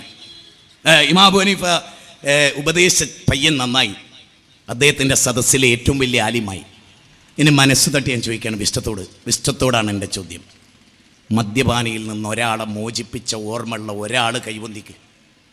മദ്യപാനത്തു നിന്ന് ഓനെ ഞാൻ രക്ഷപ്പെടുത്തിയിട്ടുണ്ട്. ന്യൂ ഹോപ്പ് എന്ന് പറഞ്ഞൊരു സ്ഥലമുണ്ട് പെരിന്തൽമണ്ണ. ജമാൽ ചെറുവാടിയും ഹാരിസ് ബിൻ സലീമും ഈ ഉള്ളവനും മറ്റുള്ളവരൊക്കെ ക്ലാസ് എടുക്കുന്ന ഒരു സ്ഥലമാണ്. ഡി അഡിഷൻ സെൻ്ററാണ്. ഒരുപാട് സ്ഥലത്ത് നിന്ന് ഞങ്ങളെ വിളിക്കും. ഞാൻ കഞ്ചാവിനടിമയാണ്, അവിടെ കൊണ്ട് 21 ദിവസം നിന്നാക്കാം. നിങ്ങളൊന്ന് ചെന്ന് നോക്കൂ അവിടെ. ഇനി എൻ്റെ ചോദ്യം എന്താ അറിയോ? അത് പറഞ്ഞ അവസാനം ഇവിടുത്തെ സ്ത്രീകൾക്ക് എല്ലാവർക്കും പങ്കുണ്ട്. ഓരോ വീട്ടിലും നിങ്ങളൊന്ന് കയറി ഇറങ്ങി നോക്കി. പെണ്ണുങ്ങൾ ഇപ്പോൾ 2-3 സ്ത്രീകൾ ഓരോ വീട്ടിൽ. ഇവിടെ മോളുണ്ടോ? ഉണ്ട്. എന്താ മോളെ അവസ്ഥ? ഞങ്ങളിങ്ങനെ സ്കൂളിൽ പോകുന്ന കുട്ടികളുടെ ആയിട്ട് സംസാരിക്കാൻ ഒന്ന് നിങ്ങൾ ശ്രമിച്ചു നോക്ക്. ഭയങ്കര റിസൾട്ടായിരിക്കും. ഞാൻ എറണാകുളത്തൊരു പ്രസംഗം ചെയ്തു. 2 കൊല്ലം കഴിഞ്ഞിട്ടാണ് പിന്നെ ഞാൻ അറിയുന്നത്. ആ പ്രസംഗം കേട്ടിട്ട് ഒരുത്തൻ കള്ളുകൂടി നിർത്തിയിട്ടുണ്ട്. കാരണം ആരൊക്കെ നിർത്തിയെന്ന് പ്രസംഗം കേൾക്കുന്നവൻ അറിയില്ല. അത് ഞാൻ അറിയുന്നപ്പോഴറിയോ? ജൗഹർ എനിക്കോട് മൂപ്പരൊരു പ്രസംഗത്തിൽ ഉദ്ധരിക്കുമ്പോൾ, അതായത് മദ്യപിക്കാൻ വേണ്ടി ഇങ്ങനെ പോവുക. അപ്പൊ ഞാൻ എൻ്റെ പ്രസംഗത്തിൽ സ്വാഭാവിക യുവാവേ നീ എങ്ങോട്ടാണ് പോണത് എന്നൊരു ചോദ്യം. ഞാൻ വേറൊരു കാര്യം പറയാൻ ചോദിച്ചാ, അപ്പൊ ഈ യുവാവ് വിചാരിക്കുന്ന ഓനെ പറ്റിയാണ്. ഓൻ അവിടെ നിന്നു, ആ പ്രസംഗം ഫുള്ള് കേട്ടു. അങ്ങനെ എന്നേക്കുമായി ജീവിതത്തിൽ മദ്യം ഉപേക്ഷിച്ചു. ഓ നന്നായി. ഇത് ജൗഹർ അയനിക്കൂട് പറഞ്ഞിട്ടാണ് ഞാൻ അറിയുന്നത്. അപ്പം നമ്മുടെയൊക്കെ പ്രവർത്തനത്തിന് റിസൾട്ട് ഇല്ല എന്ന് പറയരുത്. ആയിരക്കണക്കിന് ഏറ്റവും സന്തോഷമുള്ള റിസൾട്ട് കിട്ടിട്ടാണെന്ന്. ഏറ്റവും സന്തോഷം ഒരു മുസ്ലിമിനുണ്ടാകുക എന്താ? ഈ ലോകം മുഴുവൻ ലഭിക്കുന്നതിനേക്കാൾ വലിയ സന്തോഷം നീ കാരണമായി ഒരു മനുഷ്യന് ഹിദായത്ത് കിട്ടുക. അങ്ങനത്തെ ഒരു വാർത്ത കാറിലിരുന്ന് കേട്ടിട്ടാണ് ഞാൻ സ്റ്റേജിലേക്ക് കയറി. ഇതിനോളം വലിയ പുളകം വേറെ എന്താ ഉള്ളത്? അതുകൊണ്ട് എല്ലാവരോടും എനിക്ക് പറയാനുള്ളത്, എല്ലാവരോടും സ്നേഹിച്ച് എനിക്ക് പറയാനുള്ളത്, നന്നായിട്ട് പരിശ്രമിക്കുക. നന്നായിട്ട് ഈ പറഞ്ഞ കാര്യത്തിൻ്റെ കണ്ടന്റ് ബാപ്പയിമ്മയാണ് ഇവിടുന്ന് ഏറ്റവും കൂടുതൽ പ്രതിക്കൂട്ടിൽ നിർത്തപ്പെട്ട് പോകുന്നത്. സ്വന്തം മക്കളുടെ കൂടെ സ്നേഹിച്ചും താരാട്ടുപാടിയും അവരുടെ കൂടെ ഇരുന്നും അവർക്ക് വീട്ടിലിരിക്കാൻ മോഹം ഉണ്ടാവണം. ബാപ്പാൻ്റെ കൂടെ, ബാപ്പ വന്ന വാപ്പാൻ്റെ കൂടെ. ബാപ്പ ഉണ്ടെങ്കിൽ എങ്ങോട്ടും പോകില്ല മക്കൾ. ബാപ്പന്നെ അവരെ കളിപ്പിക്കുകയും ചിരിപ്പിക്കുകയും സന്തോഷിപ്പിക്കുകയും വാടാ നമുക്ക് നിസ്കരിക്കാൻ വാടാ നമുക്കൊരു ചായ കുടിക്കാൻ എന്ന് പറഞ്ഞാൽ വാപ്പാൻ്റെ കൂടെ വരി നമ്മളൊരു രോഗിയെ സന്ദർശിക്കാം. ഇങ്ങനൊന്നും നിങ്ങൾ മക്കളെ കാര്യത്തിൽ ചെയ്തു നോക്ക്. ഭയങ്കര റിസൾട്ട് ഉണ്ടാക്കാൻ കഴിയും. അതിന് ഈ സമ്മേളനം ഉപകാരദായകമായി ഭവിക്കുമാറാകട്ടെ എന്ന് പ്രാർത്ഥിക്കുകയാണ്. എല്ലാവിധ നന്മകളും അള്ളാഹു നമുക്ക് നൽകട്ടെ. എല്ലാവിധ തിന്മകളിലും അള്ളാഹു നമ്മെ കാത്തുരക്ഷിക്കട്ടെ. നാളെ മഹ്ശറയിൽ എരിപൊരുകൊള്ളുന്ന വെയിലത്ത് അർശൻ്റെ തലം നൽകി അള്ളാഹു നമ്മെ അനുഗ്രഹിക്കുമാറാകട്ടെ. ന്യൂനപക്ഷ തീവ്രവാദത്തിൽ നിന്ന് ഭൂരിപക്ഷ തീവ്രവാദത്തിൽ നിന്ന് അള്ളാഹു നമ്മെ കാത്തുരക്ഷിക്കുമാറാകട്ടെ. ഫലസ്തീനികൾക്ക് അള്ളാഹു ആശ്വാസം നൽകട്ടെ. ലോകത്ത് പീഡിപ്പിക്കപ്പെടുന്നവർക്ക് ആശ്വാസം നൽകട്ടെ. ലോസ് ഏഞ്ചലൻസിലും കാലിഫോർണിയയിലും ഒരുപാട് നിരപരാധികളും പാപങ്ങളും പീഡിപ്പിക്കപ്പെടുന്നുണ്ട്. ആ പരീക്ഷണത്തിൽ അള്ളാഹു അവരെ രക്ഷിക്കട്ടെ. അള്ളാഹുവിൻ്റെ തീരുമാനമേ ലോകത്ത് നടപ്പുക. തീരുമാനത്തോട് പോസിറ്റീവായി പ്രതികരിക്കാനുള്ള ക്ഷമയും സഹനവും നമുക്കുണ്ടാകുമാറാകട്ടെ. നന്നായിട്ട് പ്രബോധനം നടത്താനും ജനങ്ങൾക്കിടയിൽ ഇറങ്ങി പ്രവർത്തിക്കാനും നമുക്ക് സാധിക്കുമാറാകട്ടെ. റബ്ബനാ തഖബ്ബൽ മിന്നാ ഇന്നക അൻത സമീഉൽ അലീം വതുബ് അലൈനാ ഇന്നക അൻത തവ്വാബുർ റഹീം. റബ്ബനാ ഇഗ്ഫിർ ലനാ വലി ഇഖ്വാനിന ലദീന സബഖൂനാ ബിൽ ഈമാൻ വലാ തജ്അൽ ഫീ ഖുലൂബിനാ ഗില്ലൽ ലദീന ആമനൂ റബ്ബനാ ഇന്നക റഊഫുർ റഹീം. റബ്ബനാ ആതിനാ ഫിദ് ദുനിയ ഹസന വഫിൽ ആഖിറതി ഹസനത വഖിനാ അദാബന്നാർ. വസല്ലല്ലാഹു വസല്ലം അലാ നബിയിനാ മുഹമ്മദിൻ വആലിഹി വസഹ്ബിഹി അജ്മഈൻ വൽഹംദുലില്ലാഹി റബ്ബിൽ ആലമീൻ. അസ്സലാമു അലൈക്കും വറഹ്മത്തുള്ളാഹി.